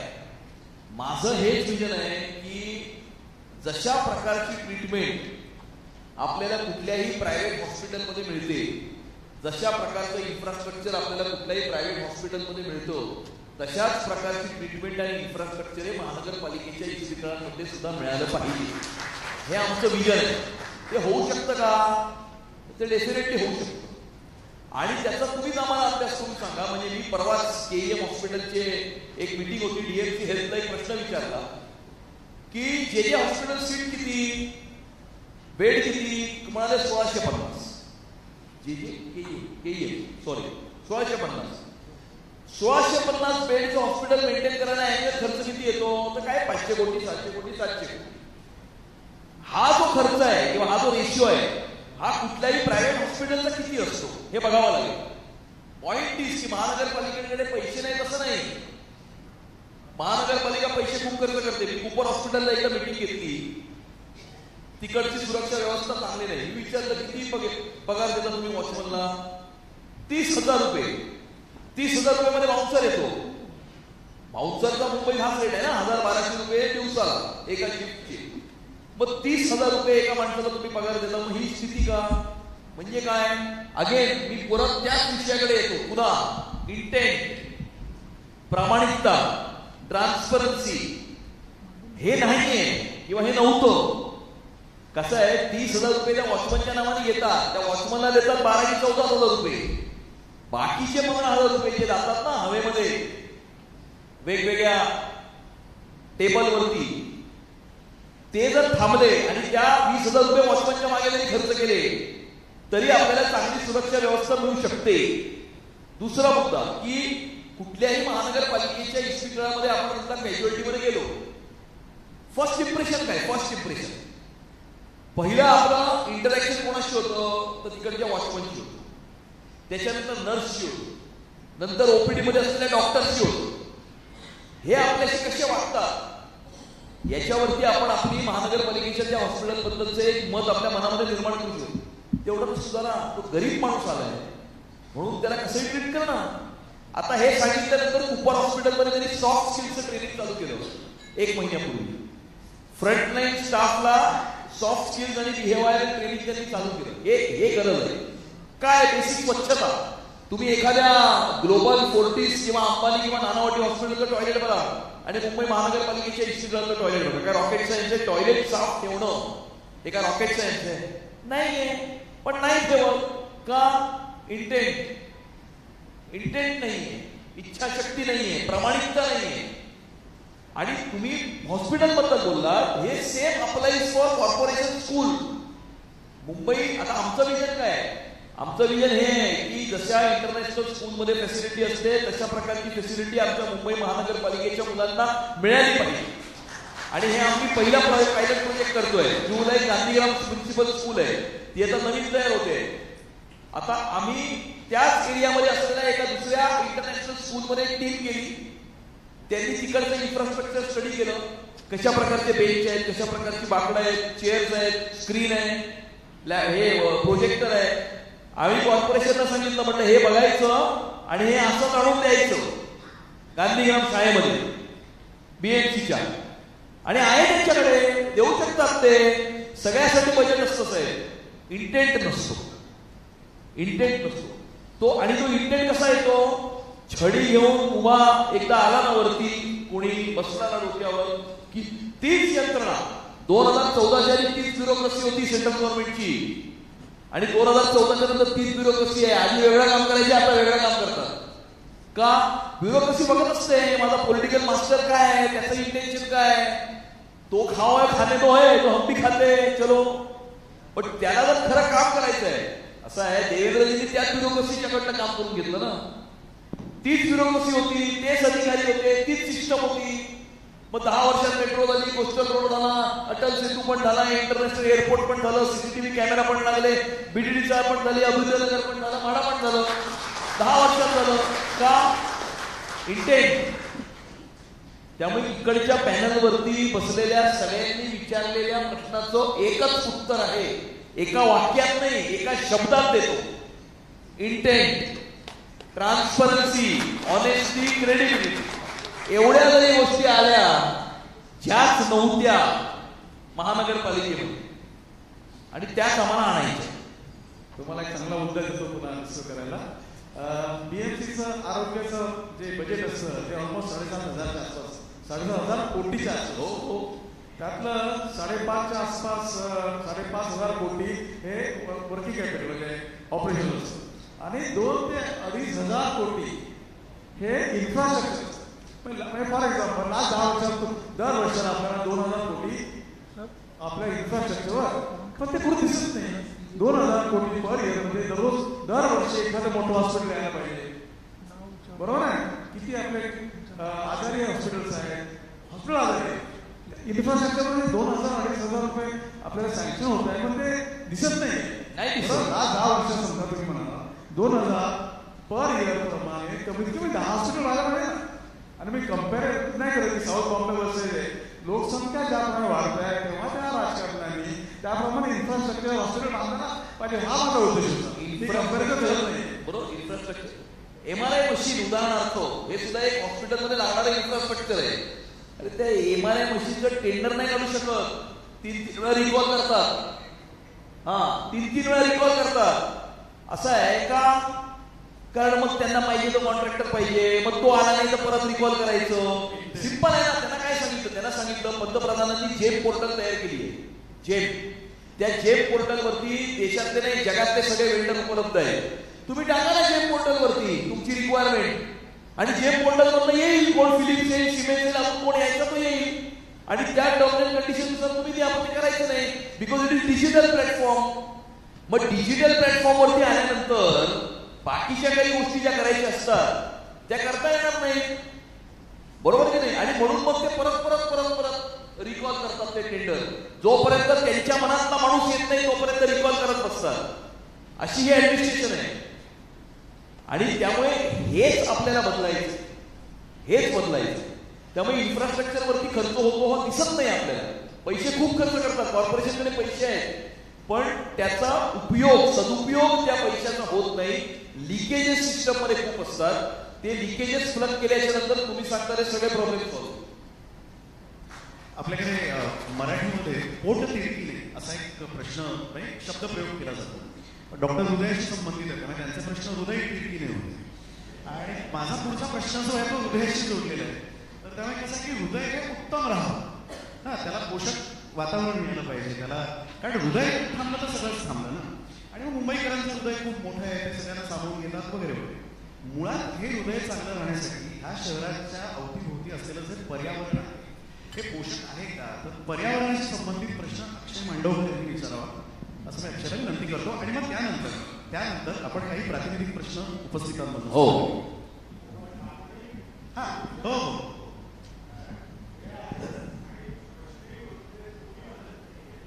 बोला. नमस्ते अमितजी.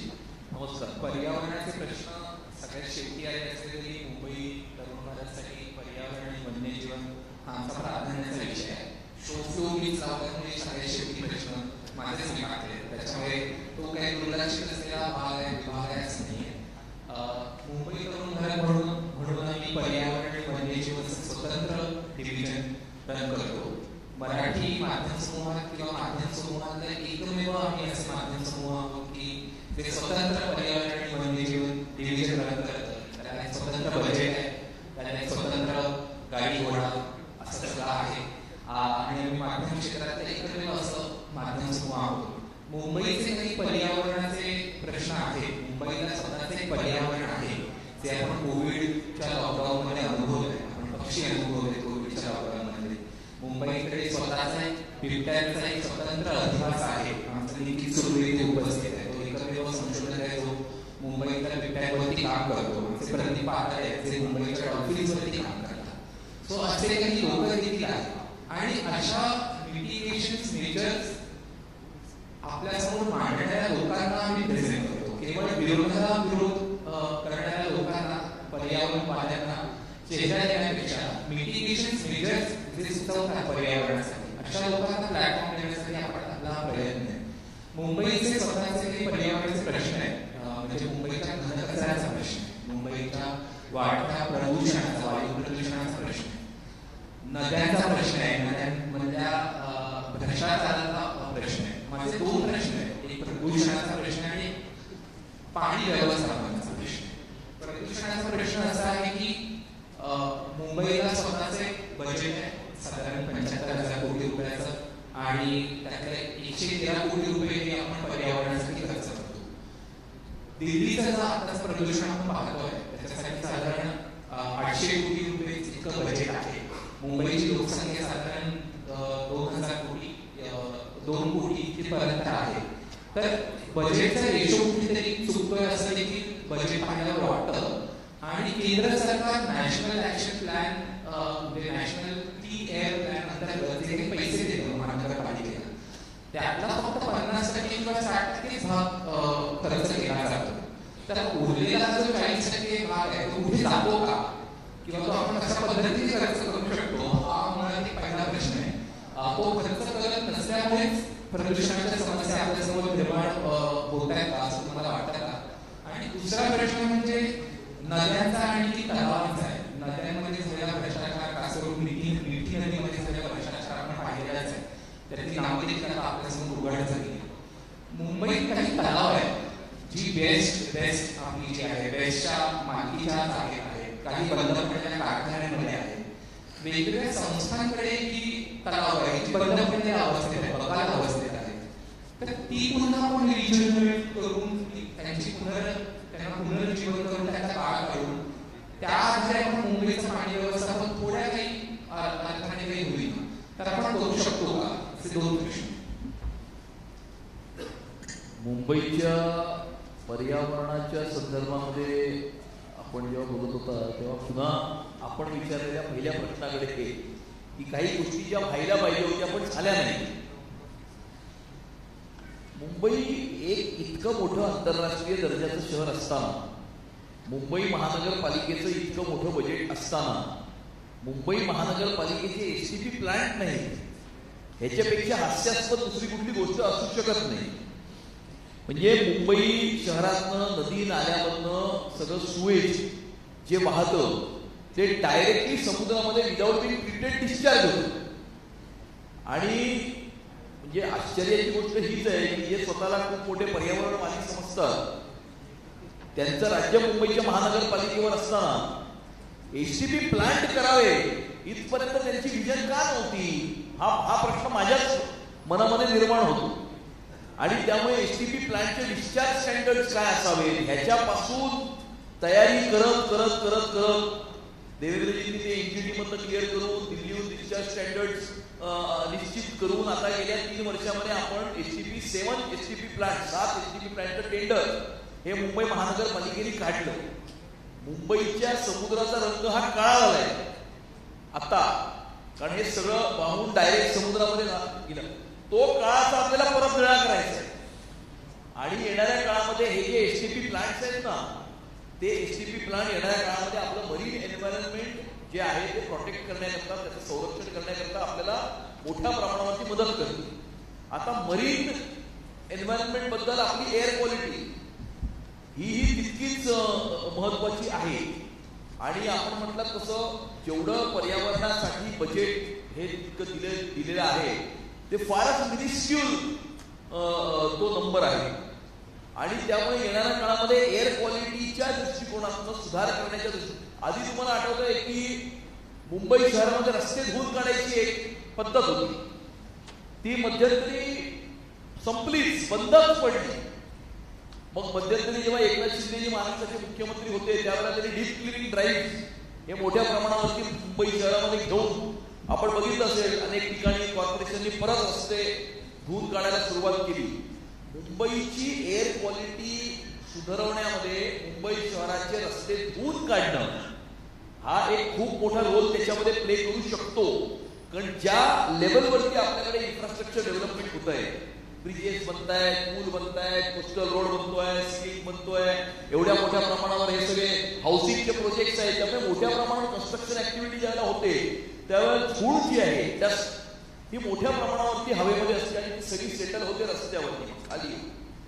आणि ती जर आपण धूळ काढली, तुम्हाला जर आठवत असेल तर 2022-23 मध्ये ज्या वेळेला मुंबई शहराची एअर क्वालिटी ही दिल्लीच्या जवळ कुठेतरी येऊ लागली, त्यावेळेला कॉर्पोरेशनने डीप क्लिनिंग ड्राईव्ह चालू केली आणि त्याच्यानंतर मोठ्या प्रमाणावरती सुधार हा त्याच्यामध्ये झाला. त्यामुळे more budget has to be given. हे रस्ते जे आहे ते धूळ काढण्यासाठी जास्त बजेट देऊन त्या ठिकाणी हे जर केलं तर मुंबई शहराची एअर क्वालिटी ही सुधरू शकते. कारण शेवटी शहराचं एन्व्हायरमेंट आणि शहराचं हेल्थ हे दोन्ही इंटर रिलेटेड आहे आणि त्या दृष्टिकोनातनं ते बजेट हे खर्च केलं गेलं पाहिजे. आणि मी तुम्हाला सांगतो की मोठ्या प्रमाणावरती मेट्रो म्हणजे ही एक ग्रीन ट्रान्सपोर्टेशन सिस्टम आहे, मास ग्रीन ट्रान्सपोर्टेशन सिस्टम. म्हणजे जे मेट्रोला विरोध करत होते कारशेडला फक्त 2,500 झाडांकरता, 2,500 झाडं जितकं कार्बन सिक्वेस्टेशन करतात तितकं कार्बन सिक्वेस्ट 20 वर्षात करतात तितकं कार्बन सिक्वेस्टेशन 350 किलोमीटरची मेट्रो ही 60 दिवसामध्ये करते. पण हे सगळं गणित कळलं पाहिजे ना. हे गणित कळत नसल्यामुळे आणि बालबुद्धी असल्यामुळे हे अशा प्रकारचे विरोध जे असतात. बोलायला क्लायमेट चेंज COP26 मध्ये राहणार, अरे पण बेसिक्स क्लायमेट चेंजचे आणि ग्लोबल वॉर्मिंगचे आहेत ते कधी तुम्ही समजून घेतलेत का? नाही समजून घेतले. त्यामुळे विरोधाला विरोध करायचा. 2,500 झाडं कुठे याचं एक मॅपिंग असतं की एवढी झाडं मी तोडली तर मी ट्रान्सप्लांट किती करणार? 7,000 करणार. म्हणजे त्याचे 3 पट मी भरून काढणार आणि प्लस ती का तोडतोय? कारण आपल्याला ग्रीन मास ट्रान्सपोर्टेशन सिस्टम करायची आहे ज्याच्यामुळे मोठ्या प्रमाणावरती कार्बन सिक्वेस्टेशन होईल. त्यामुळे हे कार्बन सिक्वेस्टेशन वगैरे काही म्हणजे संबंधच नाही काही. आणि त्यामुळे हे सगळे प्रश्न निर्माण होतात. त्यामुळे भविष्य काळामध्ये आपल्याला मुंबई शहराची एअर क्वालिटी इम्प्रूव्ह करण्याकरता जास्त बजेट ॲलोकेट करणं हे महत्वाचं आहे. आणि आज मुंबई महानगरपालिकेचं एन्व्हायरमेंट डिपार्टमेंट काही करत काही नाही, पण मुंबई महानगरपालिकेचे एन्व्हायरमेंट डिपार्टमेंट जे आहे ते अजून ऍक्टिव्ह करण्याच्या दृष्टिकोनातून आपल्याला त्या ठिकाणी कारवाई करणं आवश्यक आहे. कारण मुंबई जगातलं एक असं शहर आहे ज्याच्या मिड्स म्हणजे मध्यामध्ये एक जंगल आहे. असं जगात कुठे आहे मला माहित नाही. म्हणजे आय डोंट नो, अजून रिसर्च नाही केला त्याच्यावर, पण असं मध्यामध्ये जंगल असलेलं शहर आहे मुंबई. आणि त्यामुळे एवढं मोठं जंगल, त्याच्यामुळे ते जंगल सुद्धा मोठ्या प्रमाणावरती मुंबई शहराचं एन्व्हायरमेंट सुधारवण्यामध्ये आपल्याला मदत करते. आणि त्यामुळे भविष्यामध्ये एन्व्हायरमेंट डिपार्टमेंटला ऍक्टिव्ह जास्त करणं याच्यावरती भर. एक सुखद धक्का डॉक्टर तुम्हाला पण आणि अमितजी तुम्हाला पण. आपला कार्यक्रम लाईव्ह चालू आहे, ABP लाईव्हवर चालू आहे, महाएनटीव्हीवर सुद्धा चालू आहे.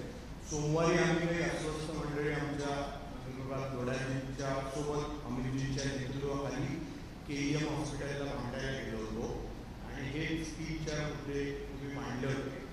सत्यवानवर इथे कार्यक्रम लाईव्ह चालू आहे. लाईव्ह अपडेट आलाय आज सकाळी. KEM हॉस्पिटलमध्ये MRI मशीन आली, ऑनलाईन रजिस्ट्रेशनला सुरुवात झाली, रक्त तपासणी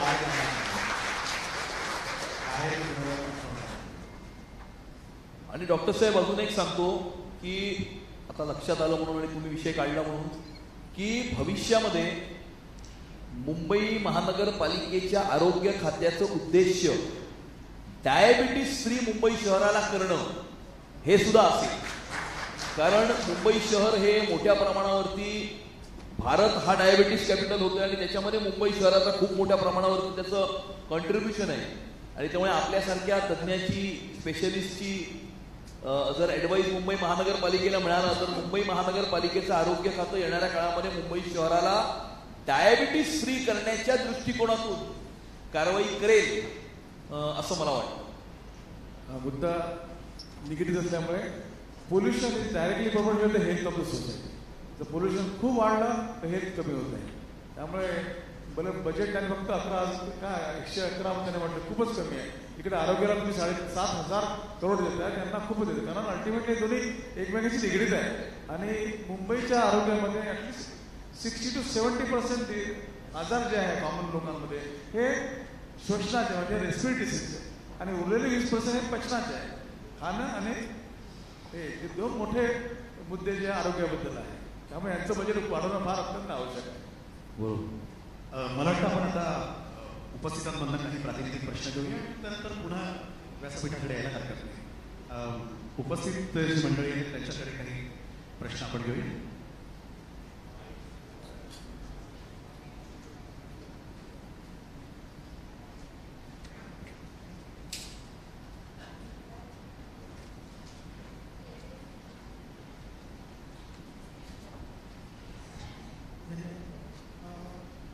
नमस्कार, मी सिद्धेश देसाई. मी आणि मधु कोटके सर इकडे आलेलो आहोत मुंबई प्रवासी संघ या संघटनेकडनं. जसं तुम्ही सगळेचे महत्त्वाचे प्रश्न मांडलात आणि कुठेतरी हृदयाला असू दे किंवा इन्व्हायरमेंट असू दे सगळ्यांच्या ओळख येतो तो प्रवास. आध्यात्मिक दृष्टिकोनातून बघायला किंवा दुसरा प्रवास, आपण सगळेच प्रवासी असतो. आणि मुंबईचा रेल्वे हे सगळ्यात महत्त्वाचं प्रवासी माध्यम आपल्या सगळ्यांसाठीच आहे. तर मला वाटतं सगळ्यात त्याला अभिनंदन अध्यक्षांचं की त्यांनी फक्त मुंबई नाही, कारण मुंबईमध्ये मुंबई, मुंबई आणि बॉम्बे हे 3 शहरं असतात. त्या 3 शहरांचे अध्यक्ष म्हणून तुम्ही ते निवडून आल्याबद्दल तुमचं अभिनंदन. सगळ्यात जे मुद्दे मला मांडायचे होते त्याच्यामध्ये मुंबईमध्ये जसं आता तुम्ही सगळ्यात अभिनंदन करतो की मेट्रोसाठी तुम्ही एकच प्राधिकरण, म्हणजे आम्ही रेल्वेसाठी बरेच वर्ष टॉम म्हणून म्हणजे ट्रान्सपोर्ट ऑफ मुंबई, जसं लंडनसाठी ट्रान्सपोर्ट ऑफ लंडन आहे, सिंगापूरसाठी एकच प्राधिकरण, तसं आपला मुंबईसाठी एकच प्राधिकरण का नसावं हा आमचा प्रश्न होता. की जर एकच प्राधिकरण असेल तर त्याच्यामुळे central railway, western railway, harbour, trans harbour हे जे गोंधळ चालू आहे, त्याच्यानंतर प्रीमियमार्टी, मुंबई कशा बरेच प्राधिकरण झालेले आहेत. सगळ्यांचं काम एकच आहे, पण ते वेगवेगळे असल्यामुळे जो प्रवाशांना त्रास होतोय तो आपल्याला टाळता येईल. दुसरं AI आणि डेटा सायन्स, सगळ्यात महत्त्वाचं म्हणाल की CCTV आपण लावलेले आहेत, आणि जर आपण त्याला ऍप जर जोडले तर आपल्याला लाईव्ह हेडकाउंट म्हणजे कुठच्या स्टेशनमध्ये किती लोक प्रवास करतात ते सुद्धा आपल्याला दाखवता येईल. म्हणजे आज जेव्हा प्रवासी निघतात त्यांना ते बघता येईल की किती गर्दी आहे आणि ठरवू शकतो की मी जायचं की नाही ते. त्याच्यानंतर एंट्री एक्झिट आजही मेट्रो सारखे नाही आहेत रेल्वेमध्ये. मी म्हणजे ज्या महिला आज प्रवास करतात तुम्ही त्यांना विचार किती त्रास होतो. आज महिलांसाठी वेगळे प्लॅटफॉर्मवरतीच एक सेक्शन ठेवलं, त्यांच्यासाठी एंट्री एक्झिट वेगळे ठेवले, आणि जर आपण हे करू शकतो कारण महिलांसाठी डबे वेगळे आहेत, पण प्लॅटफॉर्ममध्ये सगळी गर्दी एकत्र असते आणि तिकडेच महिलांना धक्के लागणं वगैरे वगैरे जे प्रवास करतात त्या जास्त चांगल्या समजतात. माझी एक छोटी विनंती आहे, आपल्याला प्रश्न विचारायचे आणि आपण विचारले म्हणजे वेळ ॲम्पल आहे, पण भरपूर लोक प्रश्न विचारणारे आहेत आणि ते काही करून जाणार नाही काळजी घेईल, पण आपण प्रश्न एकदम होत आहे.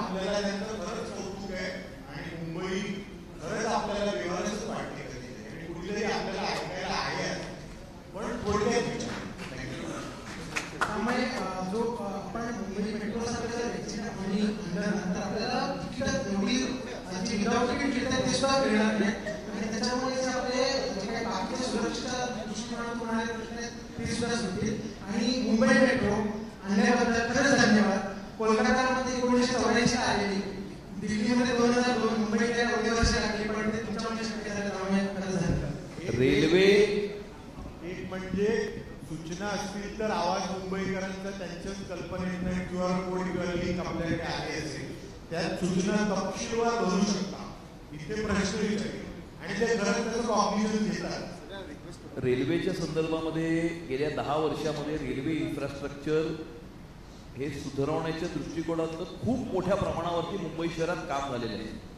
त्यामध्ये रेल्वे स्टेशन्स डेव्हलपमेंट असेल, एस्कलेटर्स असतील किंवा त्या प्लॅटफॉर्मची उंची त्या डब्याशी लिंक करण्याच्या दृष्टिकोनातून केलेल्या सुधारणा असतील. आणि येणाऱ्या काळामध्ये मी तुम्हाला सांगतो की तशा मी प्रत्येक गोष्टीला टाइमलाईन्स दिल्या. 2030, 2034. मला वाटतं येणाऱ्या 2 ते 3 वर्षांमध्ये मुंबई शहरातल्या लोकलचा प्रत्येक डबा हा 1 रुपयाचं भाडं वाढवल्याशिवाय एसी होणार. आणि हे भविष्यामध्ये मोदीजींच्या सरकारची मुंबईकरांना सर्वात मोठी भेट ही असणार आहे. आणि आता मोठ्या प्रमाणावरती रेल्वे आणि मेट्रो याच्यामध्ये आता स्प्लिट होऊ लागलाय पॅसेंजरचा. एक प्राधिकरण करावं हे फार टेक्निकल सब्जेक्ट आणि ऍडमिनिस्ट्रेटिव्ह सब्जेक्ट आहे. बिकॉज रेल्वे हे सेंट्रल गव्हर्नमेंटच्या अखत्यारीमध्ये येणारा विषय असतो आणि केंद्रातली रेल्वे मिनिस्ट्रीच्या अखत्यारीमध्ये तो विषय येतो. त्यामुळे तो स्टेटचा सब्जेक्ट नाही आणि त्यामुळे स्टेट त्याच्यावरती असं कुठलं प्राधिकरण करणं हे स्टेटच्या हातामध्ये नाही किंवा कॉर्पोरेशनच्या हातामध्ये नाही. आणि त्यामुळे सुरुवातीपासून रेल्वे जी आहे हे कसं आहे की प्रत्येक सिस्टमची, प्रत्येक देशाची, शहराची एक सिस्टम असते. त्या सिस्टम प्रमाणे आपण चालतो. जसं न्यूयॉर्कच्या महापौराच्या हातामध्ये तिकडची पोलीस आहे, मुंबईच्या महापौराच्या हातात पोलीस नाही, ती महाराष्ट्राच्या गृहमंत्र्याच्या अखत्यारीमध्ये येते. त्यामुळे आपल्याकडचे काही डिझाईन सिस्टम आणि स्ट्रक्चर आहेत वर्षानुवर्षापासूनचे. रेल्वे वेस्टर्न सेंट्रल दोन्ही मिळून तुम्ही काहीतरी सांगाल की एक कोणीतरी अपॉइंट करा, व्हॅलिड पॉइंट आहे. पण तो अधिकार स्टेटचा नाही, ते केंद्रातल्या रेल्वे मंत्र्यांशी बोलूनच ते करावं. मी बोलतो. विजय नमस्कार. मी अनिल गचके, मुंबई विकास समितीचा प्रतिनिधित्व करतो. मला सगळ्यात पहिले तुमचा अभिनंदन करावं वाटतं. सुवेज ट्रीटमेंट प्लांट ह्या विषयावरती तुम्ही काही वक्तव्य केलं. माझ्या माहितीप्रमाणे राजकीय क्षेत्रातल्या माणसांनी पुढे एवढ्या डीपली विचार केला काही माहीत नाही. परंतु मुंबई महापालिकेने बॉम्बे टू ह्या नावाचा 80च्या दशकामध्ये एक मुंबईचं सुवेज ट्रीटमेंटचं प्रोजेक्ट हातात घेतलं होतं आणि त्या दशकामध्ये तो काही हजार कोटींचा वगैरे असा प्रोजेक्ट होता. मुंबईमध्ये 13 का 14 ठिकाणी सुवेज ट्रीटमेंट प्लांट इन्स्टॉल करायचे, नवीन बनवायचे अशी सगळी योजना होती. अनेक प्लॅनच्या तुम्ही म्हणाल तसं नव्हतं की टेंडरिंग माझ्या माणसाला मिळायला पाहिजे म्हणून त्याकरता वारंवार ते काढलेली टेंडर्स पोस्टपोन करत गेले आणि निम्मी टेंडर्स निघाले. त्याच्या पुढचा सगळा प्रोजेक्टच लागला आणि आज जी निम्मी टेंडर निघून त्याची कामं पण अर्धवट झालेली आहेत. त्या अर्धवट झालेल्या कामांच्या मध्ये त्याचा उपयोग कसा बघायला गेला तर शून्य आहे. फक्त एकच हरियाणीच्या ठिकाणी जो एक मोठा गेट आहे सोयी पाहून नेण्याकरता तेवढं फक्त एक रिप्लेसमेंट झाली आणि त्यामुळे त्याच्यात नंतर आमची लघुसंस्था होती ती पण झाली नाही. तर अशा परिस्थितीमध्ये तुम्ही हा प्रोजेक्ट जर का पुढे सरकवणार असाल तर त्याची योजना काय आहे? सरकवणार नाहीये, काम चालू झालंय ऑलरेडी. त्यामुळे टेंडर दिलेलं आहे, वर्क ऑर्डर दिलेली आहे. 7 STPचं काम ऑलरेडी चालू झालेलं आहे आणि ते पूर्ण झाल्यानंतर मुंबई शहराच्या नदी नाल्यांमधून वाहणारं पाणी हे पहिलं STP मध्ये ट्रीट होईल आणि आफ्टर ट्रीटमेंट ते समुद्रामध्ये डिस्चार्ज होईल. आणि त्यामुळे मुंबई शहराच्या मरीन एन्व्हायरमेंटच्या दृष्टिकोनातून उचललं गेलेलं हे सर्वात मोठं पाऊल आहे असं मला वाटतं. आणि आपण जसं म्हणालात तसा अटल सेतू जो आहे की मध्य मुंबईमधून नवी मुंबईला लिंक करणारा एक ब्रिज असला पाहिजे. 1970च्या दशकामध्ये आलेली कल्पना आहे पण ती सत्यामध्ये म्हणजे उतरवायला 2000 मागच्या वर्षी ना 2023-24 पर्यंत आपल्याला थांबावं लागलं. मुंबईचा कोस्टल रोड हा 2012 मध्ये जे मुख्यमंत्री होते त्यांची संकल्पना होती परंतु त्यांच्या स्वतःच्याच सरकारकडनं ते एकही एन्व्हायरमेंटची परवानगी त्या कोस्टल रोडची आणू शकले नाही. पण परवानगी ही आणली, कामही चालू झालं आणि उद्घाटनही झालं. त्यामुळे अगेन इंटेंट कडेने जातो आणि ही जर असेल तर इतके वर्ष न झालेली कामं इतक्या कमी कालावधीमध्ये सुद्धा घडवून आणू शकतो. याचं सगळ्यात मोठं उदाहरण ही गेल्या 10 वर्षामध्ये झालेली मुंबई शहरातली कामं आहे.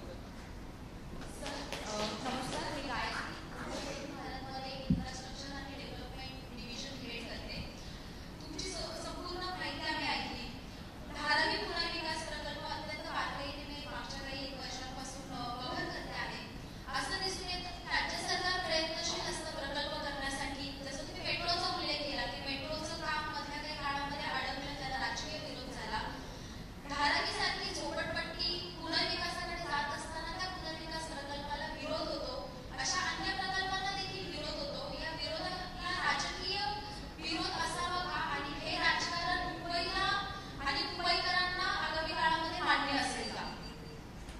मुंबईकरांना मान्य आहे की नाही याचं उत्तर मुंबईकरच देतील ना निवडणुकीमध्ये. आणि मुंबईकरांनी ते उत्तर दिलेलं आहे वारंवार आणि पुन्हा देतील 2 महिन्यानंतर. आणि विरोध हा 2 कारणासाठी असतो. एक असतो राजकीय आणि दुसरा असतो वेस्टेड इंटरेस्ट करता. आणि राजकीय विरोध असतो, वेस्टेड इंटरेस्ट करता विरोध असतो. त्याच्यातनं काही आपल्याला मिळावं किंवा अशा प्रकारे त्याच्यासाठी विरोध केला जातो.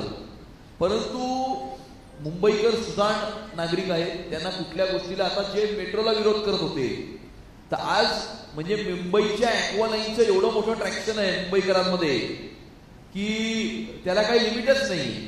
म्हणजे most talked about subject in Mumbai today is Aqua Line. आणि ते 2 वर्षापूर्वीच झाली असती ॲक्वालाईन जर कारशेडला विरोध केला नसता तर. त्यामुळे मुंबईकरांना मेट्रो ॲक्वालाईन पासून 2 वर्ष परावृत्त ठेवण्याचं काम त्यावेळेला विरोध करणाऱ्यांनी केलं. आणि धारावीला विरोध करतायत, परंतु धारावीचं कामही पुढे जात आहे ना. आणि धारावीचं सुद्धा काम होणार. 10 लाख लोकांना घरं मिळणार. त्या ठिकाणी एक छोटा फायनान्शियल हबही तयार होणार आणि बिझनेस हबही तयार होणार. आणि तिकडे असणाऱ्या अपात्र लोकांना रेंटल हाऊसिंग येईल. राजकीय विकृती वाटत नाही का? तिथे अदानी एक नाव उजवायला लागलं, मग त्याच्या भोवती सगळं राजकारण खेळायचं आणि तुमच्याकडे पर्याय काहीच नाही. म्हणजे ठीक आहे, ते नको आहे तर मग असं आहे. मुंबई महानगरपालिकेमध्ये ज्या कंत्राटदारांकडनं ह्यांनी पैसे खाल्ले ते काय मराठी होते? मग तिकडे पैसे खायला आहे ना गुजराती कंत्राटदार चालतात. त्यामुळे हा दुटप्पीपणा आहे, हा ढोंगीपणा आहे यांचा. आणि त्यामुळे पण यांचं हे कोणी बाय करत नाही आज मुंबई शहरामध्ये. मुंबईकरांना यांच्या या फेक नरेटिव्ह मध्ये काहीही इंटरेस्ट नाही. आणि हे मुंबईकर येणाऱ्या 2 महिन्यामध्येच दाखवून देतील. आपला प्रश्न. नमस्ते सर, मी डॉक्टर संगीता मोरे. मी शासकीय दंत महाविद्यालयामध्ये अध्यापक आहे. आणि माझा प्रश्न असा आहे की मुंबईला बऱ्याच नावाने आपण ओळखतो, त्यामध्ये एक मॅक्सिमम सिटी सुद्धा मुंबईला म्हटलं जातं. म्हणजे मुंबई जशी स्वतःची नगरी आहे तशी मुंबई ही मॅक्सिमम सिटी देखील आहे. तर या मॅक्सिमम सिटीमधली जी BMC आहे किंवा गव्हर्नन्स आहे, हिने सर जसे म्हणाले की आपल्याकडे इन्फ्रास्ट्रक्चर आहे, बजेट अलोकेशन आहे, सगळं आहे फॉर हेल्थ इश्यूज. तर मॅक्सिमम बजेट अलोकेशन आपल्याकडे आहे. आपल्याकडे वेगवेगळे पब्लिक आणि प्रायव्हेट असे स्पेसेस आहेत जे हेल्थसाठी केलं जातं. तर जसं मॅक्सिमम सिटीमध्ये मॅक्सिमम गोष्टी आपल्याला मिळालेल्या आहेत तसंच आपल्याला जसं आपला देश हा डायबेटिक कॅपिटल आहे, हायपरटेन्शन कॅपिटल आहे, प्लस जेव्हा जेव्हा पोल्युशन वाढतं तेव्हा ॲस्थमॅटिक पेशंट्स हे जरा जास्त असतात. लाईफस्टाईल इश्यूज आहेत आपल्याकडे. म्हणजे जरी आपण 20-20 किलोमीटर रोज आपण प्रवास जरी करत असलो तरी तो प्रवास हा बसून केला जातो. तर लाईफस्टाईल इश्यूज सोबत जे काही यंग जनरेशनमध्ये PCOS असे इश्यूज आहेत, तर ह्या इश्यू टॅकल करण्यासाठी मला असं वाटतं this is a bit of suggestion also की जसं सिंगापूरमध्ये सर वॉकिंग स्ट्रीट्स आहेत, डेडिकेटेड वॉकिंग स्ट्रीट्स आहेत. त्यांनी अशा पद्धतीने ते वॉकिंग स्ट्रीट्स तयार केलेले आहेत जिथे कम्प्लीट दोन्ही बाजूनी ग्रीनरी आहे. आणि हे जे वॉकिंग बेड्स आहेत हे नंबर ऑफ किलोमीटर्स असे हे बेड्स आहेत. त्यामुळे आपसुकच यंग जनरेशन आहे हे घराच्या बाहेर पडून हे जास्तीत जास्त चालेल असं मला वाटतं. आणि प्लस एकच छोटी विनंती होती, फक्त प्रश्न मूळ काय तो जरा विचारा. आणि स्ट्रिंजंट मला असं वाटतं की दुबईमध्ये जसे स्ट्रिंजंट लॉज आहेत, समजा तुम्ही तिथे सिविक कुठलीही ड्युटी जर फॉलो केली नाहीये तर तिथे स्ट्रिंजंट लॉज आहेत. तर तसं मुंबईमध्ये आपण ह्या धर्तीवर असे green beds, maximum green beds तयार करू शकतो का? प्लस सिविक सेन्स हा लोकांमध्ये वाढवण्यासाठी काही काउन्सिलिंग त्यांचं करून किंवा फार मोठ्या अशा धर्तीवर ते वाढू शकतो का? हा माझा प्रश्न होता सर. असं आहे की कोस्टल रोड जो झालाय त्याच्या आजूबाजूला संपूर्ण जी मोकळी जागा आपल्याला दिसते ती ग्रीन ओपन स्पेस म्हणून डेव्हलप केली जाते. आणि त्याच्यानंतर त्या कोस्टल रोडवरती ट्रॅव्हल करण्याचा जो आनंद आहे ना तो वेगळाच असणार आहे. आणि कोस्टल रोडच्या त्या प्रॉमेनाडचं उद्घाटन सुद्धा झालेलं आहे. त्यामुळे ते प्रॉमेनाड म्हणजे अजून एक गिफ्ट आहे मुंबईकरांना. आणि येणाऱ्या काळामध्ये मुंबई शहरातल्या सर्व मोकळ्या जागा या वेल मेंटेन्ड असाव्यात, ॲक्सेसिबल असाव्यात आणि वेल मॅनेज्ड असाव्यात. आणि मुंबईतल्या मोकळ्या जागा या मुंबई शहराला डायबिटीस फ्री मुंबई करण्यामध्ये मोठ्या प्रमाणावरती त्यांचा रोल असणार आहे. आणि ते भविष्यामध्ये जे आहे जे ओपन स्पेसेस आणि हेल्थ, एन्व्हायरमेंट आणि हेल्थ या सगळ्या गोष्टी एकमेकांशी कनेक्टेड आहेत. आणि त्यामुळे नक्कीच आपली सूचना चांगली आहे, परंतु आपली सूचना ऑलरेडी इम्प्लिमेंटेशन मध्ये आणलेली आहे. माझा एक प्रश्न आहे, कारण आपण वेळेच्या दृष्टीने हिंदू समाजातले काही घटक आहेत, भटके विमुक्त आहेत आणि त्या सगळ्यांचं काही नाही काही छोटं रिप्रेझेंटेशन आपल्याकडे येतं. आपल्याकडे नंदी येतात, नंदीवाले नंदी घेऊन येतात, वासुदेव येतो, त्याच्यानंतर संबळ वाजवणारे गोंधळी येतात. आपल्याकडे होमलेस वगैरेच्या पॉलिसीज असतात, महापालिकेत आहेत, मला माहिती आहे. होमलेससाठी घरं पण ठेवलेली असतात. धोरण करून नंदी सकट आमच्या नंदीवाल्याला तुम्ही मुंबईत जागा द्या. ते देवळातल्या मैदानावर राहतात आणि पोलीस नंतर त्यांना हलवतात. याच्यामध्ये जागा देणार का? ती जागा नक्कीच कुठलं तरी रिझर्वेशन कुठलं असेल. प्रत्येक वॉर्डामध्ये प्रत्येक एरियाचं एक रिझर्वेशन असतं डीपी शीट प्रमाणे. ते डीपी शीट प्रमाणे रिझर्वेशन बघून नक्कीच त्यांना जागा देते.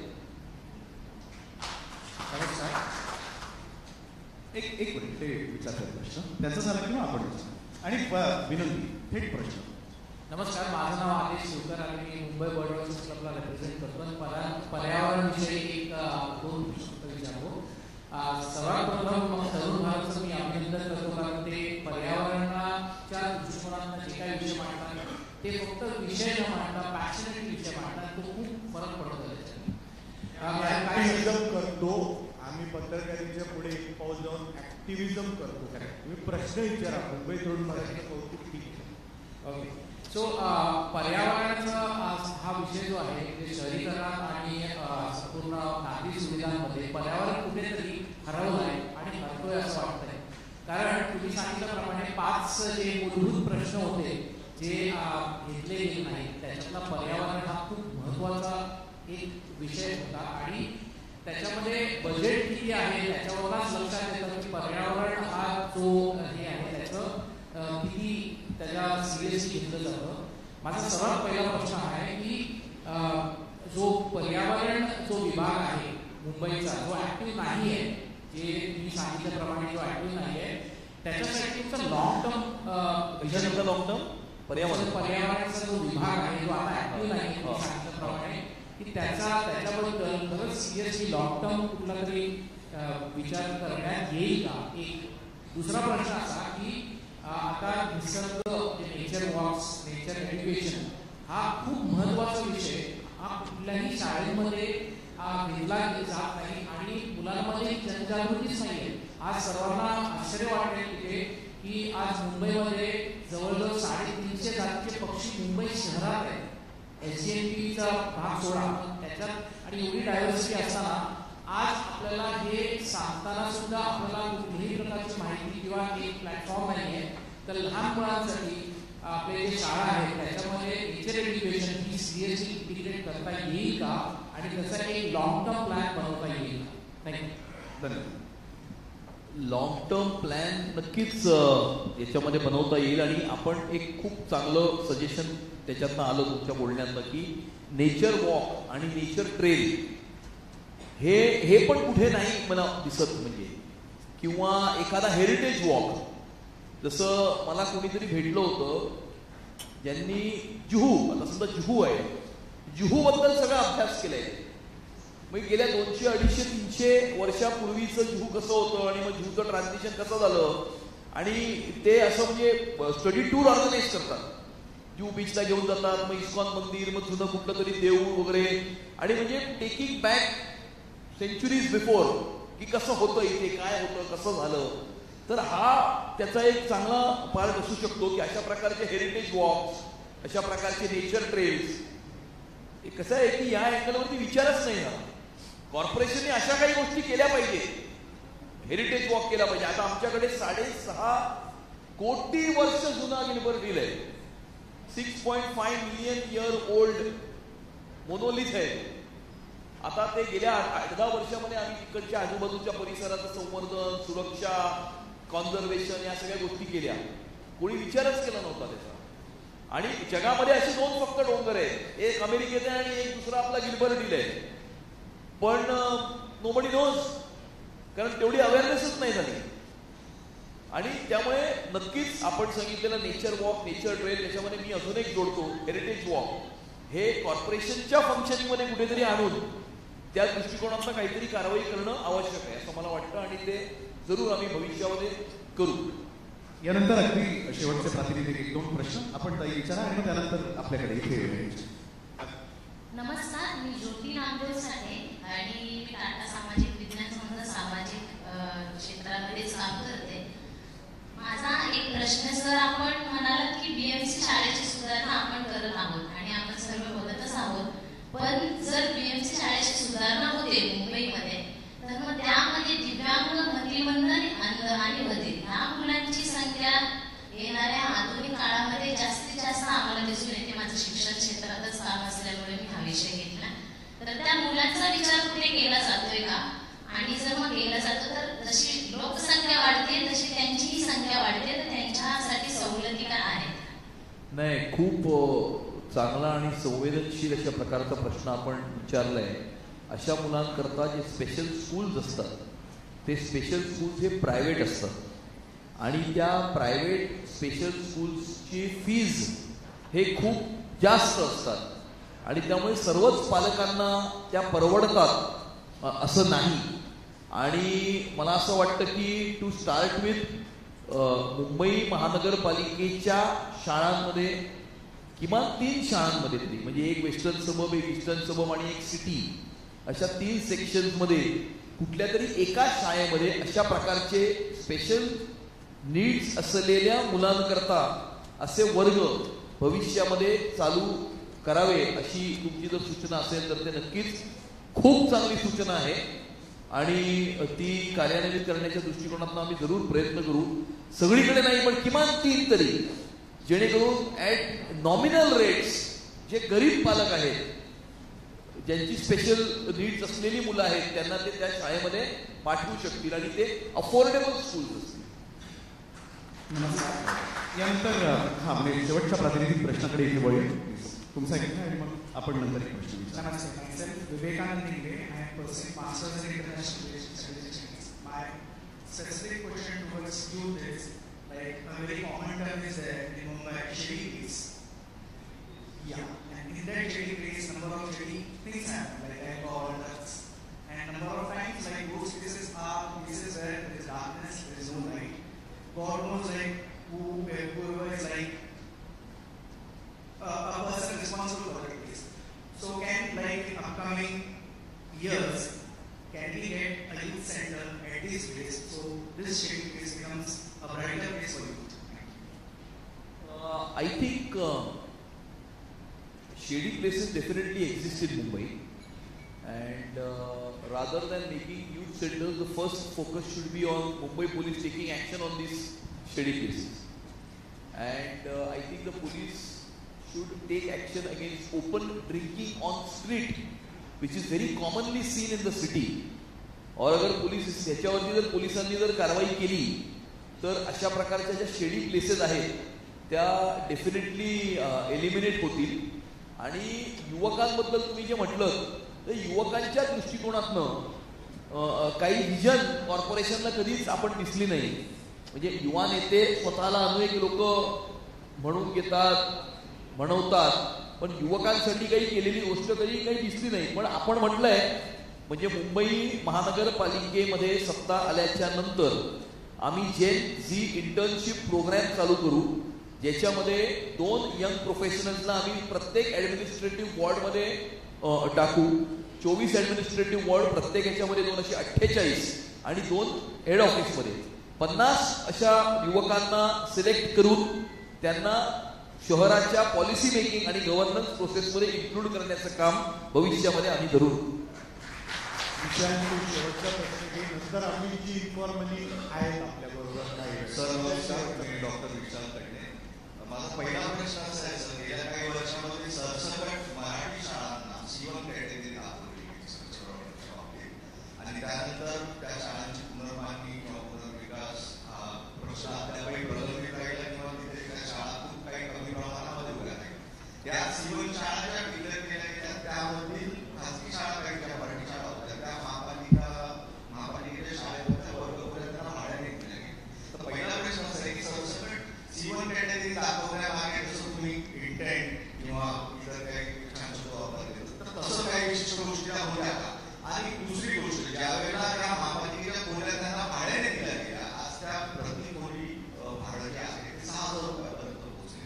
तर हा इंटेंट येणाऱ्या काळामध्ये ज्या वेळेला नवीन निवडणुकांनंतर प्रशासन येईल त्यावेळेला आपण मराठी शाळांकडे कसं बघणार आहोत, हा पहिला प्रश्न आहे. आणि दुसरा छोटासा प्रश्न असा आहे की बऱ्याचदा भाषणात ऐकायला मिळतं की आम्ही म्हणजे मराठी, मुंबई म्हणजे आम्ही वगैरे. तर ह्या सगळ्या मराठी माणसाच्या काळजीवाहू करणाऱ्या जे काही विरोधक आहेत, नेते आहेत, त्यांनी मेट्रो 3 सारखा प्रकल्प असेल, DRP सारखा प्रकल्प असेल, याच्या माध्यमातून लोकांना जे वेठीला धरलं, ह्या प्रवृत्तीचा विरोध करण्यासाठी आपण कशा दृष्टीने बघताय त्याच्याकडे आपण काय? नाही, दुसरं नाही मला कळलं काय मेट्रोचं. मेट्रो 3 सारखा प्रकल्प असेल किंवा DRPचा प्रकल्प असेल, हा मान्य देवेंद्रजींच्या दृष्टीने तो आता सॉल्व्ह झाला आणि आपण त्या माध्यमातून पुढे चाललो. परंतु गेले कित्येक वर्ष तो प्रकल्प काही ठराविक प्रवृत्तीमुळे वेठीला धरला गेला. तर येणाऱ्या काळामध्ये असे विरोधक निर्माण होऊ नये किंवा अशी प्रवृत्ती निर्माण होऊन मराठी माणूस भरडला जाऊ नये यासाठी आपण कसं बघतो या प्रश्नाकडे? पहिला प्रश्न आपण शाळांच्या C1चा विचारला. आता कसं आहे, ह्याला केस टू केस बघावं लागेल की असं जेन्युइनली एखादी शाळा खरंच C1 असेल ना आणि मग तिथे जर C1 नाही दिलं आणि ती खाली नाही गेली आणि उद्या कोसळली तर मोठा अपघात होऊ शकतो. आणि त्यामुळे केस टू केस बेसिसवरती C1 दाखवून जर खाली केली तर एवढंच इन्श्युअर करायचं की त्या ठिकाणी परत शाळाच होणार, दुसरं काही होणार नाही. तेवढं जर इन्श्युअर झालं तर मग काही प्रॉब्लेम नाही. जसं आमच्याकडे गांधीग्राम स्कूल होतं, त्याला C1 झालं, ते खाली पडली, मग मुलांना दुसऱ्या शाळेमध्ये शिफ्ट केलं, आता ती नवीन इमारत उभी राहिली, पुढच्या अकॅडमिक इयर पासून मुलं पुन्हा त्या शाळेमध्ये शिकायला येतील, पण ती शाळाच आहे, त्यामुळे ती शाळाच राहणार आहे. असं असेल तर नो प्रॉब्लेम. पण जर शाळेच्या ऐवजी दुसरा काहीतरी प्रस्ताव त्या ठिकाणी आणण्याचा जर घाट असेल तर मग डेफिनेटली अशा प्रकारच्या गोष्टीची इन्क्वायरी झालीच पाहिजे आणि असं होऊ दिलं नाही पाहिजे. हा मुद्दा एक. आणि दुसरं, आपण ते विरोधकांचं बोलायला का असं आहे की लोकशाहीमध्ये विरोधक असतात, प्रत्येक व्यक्तीला, पक्षाला, संघटनेला आपली मतं मांडण्याचे पूर्ण अधिकार असतात. ते आपली मतं मांडत असतात, काही ना काही कारणासाठी मांडत असतील, राजकीय विरोधापोटी मांडत असतील, वेस्टेड इंटरेस्ट करता मांडत असतील किंवा कदाचित जेन्युइनली मांडत असतील, मला माहित नाही. परंतु प्रत्येकाने अशी मतं मांडली पाहिजे. प्रत्येकाला तो मतं मांडण्याचा अधिकार आहे. ती मतं योग्य आहेत की नाही हे ठरवण्याचा अधिकार जनतेचा आहे आणि जनतेला ते दाखवण्याची संधी दर 5 वर्षांनी मिळत असते. आणि त्यामुळे जर कोणी चुकीचा वागला तर पुढची निवडणूक आहेच, घरी पाठवण्याचं कामही जनता करते. आणि त्यामुळे आता जसं मेट्रो 3 साठी विरोध हा राजकीय आकसापोटी विरोध होता, हे जनतेने ओळखलं, त्यांना धडा शिकवला. 25 वर्षामध्ये तुम्ही चांगलं केलं की वाईट केलं हे मुंबईकर ठरवेल आणि त्याचा निर्णय पुढच्या 2 महिन्यात येणारच आहे. त्यामुळे अशा प्रवृत्तींना आळा घालणं, बंद करणं हा पूर्ण अधिकार हा जनतेचा आहे आणि जनता आपला अधिकार गाजवेलच. धन्यवाद भाई. खरं खूपच छान असा हा संपूर्ण मुक्त संवाद घडला. मला कल्पना आहे, अनेक प्रश्न आहेत, प्रश्न संपणार नाही याची मला कल्पना आहे, पण मी एकच सांगतो की ही मुक्त संवादाची सुरुवात आहे, हा सुद्धा शेवट नाही ना, हे पण आपण लक्षात घेतलं पाहिजे. असा संवाद होतच राहील. आज अनेक मान्यवर, ऐका ना ताई, आज अनेक बसा, 2 मिनिटं बसा. बर नाही, आपल्याला थोडंसं वेळेचं गणित लक्षात घेतलं पाहिजे. बर विचार.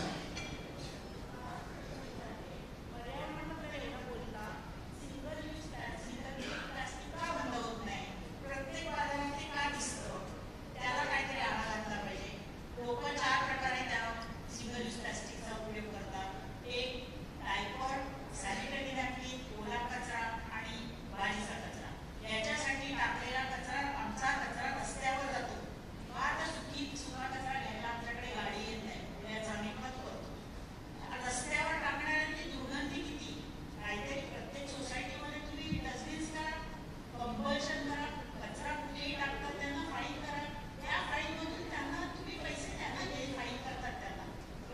नक्की छान प्रश्न होता. एक शेवटचं उत्तर आपण अध्यक्ष महोदयांकडे घेऊ. प्लॅस्टिक किती मायक्रॉनचं ती थैली आहे हे याच्यावरती त्याची बंदी ऑलरेडी आहे. बंदी आहे, कायद्याने बंदी आहे. आता ते यूज होत असेल, मी यूज होत नाही असं म्हणत नाहीये, कायद्याने त्याची बंदी आहे, परंतु तरीही यूज होत असेल. परंतु असं आहे की आपणही यूज करतो ना सगळे, आणि त्यामुळे आपण सगळ्यांनी जर थोडंसं जास्त पर्यावरणाचा विचार केला आणि सिंगल यूज प्लॅस्टिकला जर आपण अवॉइड केलं तर मोठे काय आपण विचारलेले दोन्ही प्रश्न, प्लॅस्टिक असेल किंवा कचरा असेल, हे दोन्ही कम्युनिटी लिव्हिंगशी संबंधित आहेत. सगळंच काही मुंबई महानगरपालिका, मी मुंबई महानगरपालिकेच्या सगळ्या खात्यांची आलोचना जरूर करतो, परंतु मुंबई महानगरपालिकेच्या घनकचरा व्यवस्थापन खात्याचं मी कौतुकही करतो. त्याचं कारण असं आहे की तुम्ही गणपती विसर्जनाचा दिवस बघा, अनंत चतुर्दशीचा 50 लाख लोक मुंबई शहराच्या रस्त्यावर असतात. आपण कोण चहा वाटतोय, कोणी वडापाव वाटतोय, कोणी सरबत वाटतोय, कोणी पाणी वाटतोय, कोणी काय वाटतोय, सगळं वाटतात, खातात, सगळं खाली सगळी घाण पडलेली असते. पण दुसऱ्या दिवशी सकाळी 6 वाजता मुंबई चकाचक असते. मग हे कोणाचं क्रेडिट आहे? घनकचरा व्यवस्थापन खात्याचं हे क्रेडिट आहे. किंवा दुसरं मी तुम्हाला उदाहरण देतो, आमच्याकडे अंधेरीचा राजा एक गणपती आहे, जो संकष्टीच्या दिवशी त्याचा अनंत चतुर्दशीला विसर्जन होतं. त्या दिवशी अख्ख्या अंधेरीच्या रस्त्यांवरती जत्रा असते. हेच कोण लाडू वाटतोय, कोणी चहा वाटतोय, काय. गणपतीची गाडी पुढे असते, लोक त्या गणपतीच्या गाडीच्या आजूबाजूला असतात, आणि गणपतीच्या गाडीच्या 100 मीटर मागे ही मुंबई महानगरपालिकेची गाडी असते. म्हणजे त्या ठिकाणी सगळं वाटप झालं, हे झालं, कचरा झाला, गणपती पुढे गेला, त्या ठिकाणाची साफसफाई कॉर्पोरेशन अर्ध्या तासात करते. आता म्हणजे आता जुहू बीच बघा, जुहू बीच आज one of the cleanest beaches in the country झालं. आणि आनंदाची म्हणजे आश्चर्याची गोष्ट ही आहे की आज जुहू बीचला साफ करण्याकरता कोणीही कॉन्ट्रॅक्टर नाही. There is no contractor. हे मी आवर्जून कॉर्पोरेशनला सांगितलं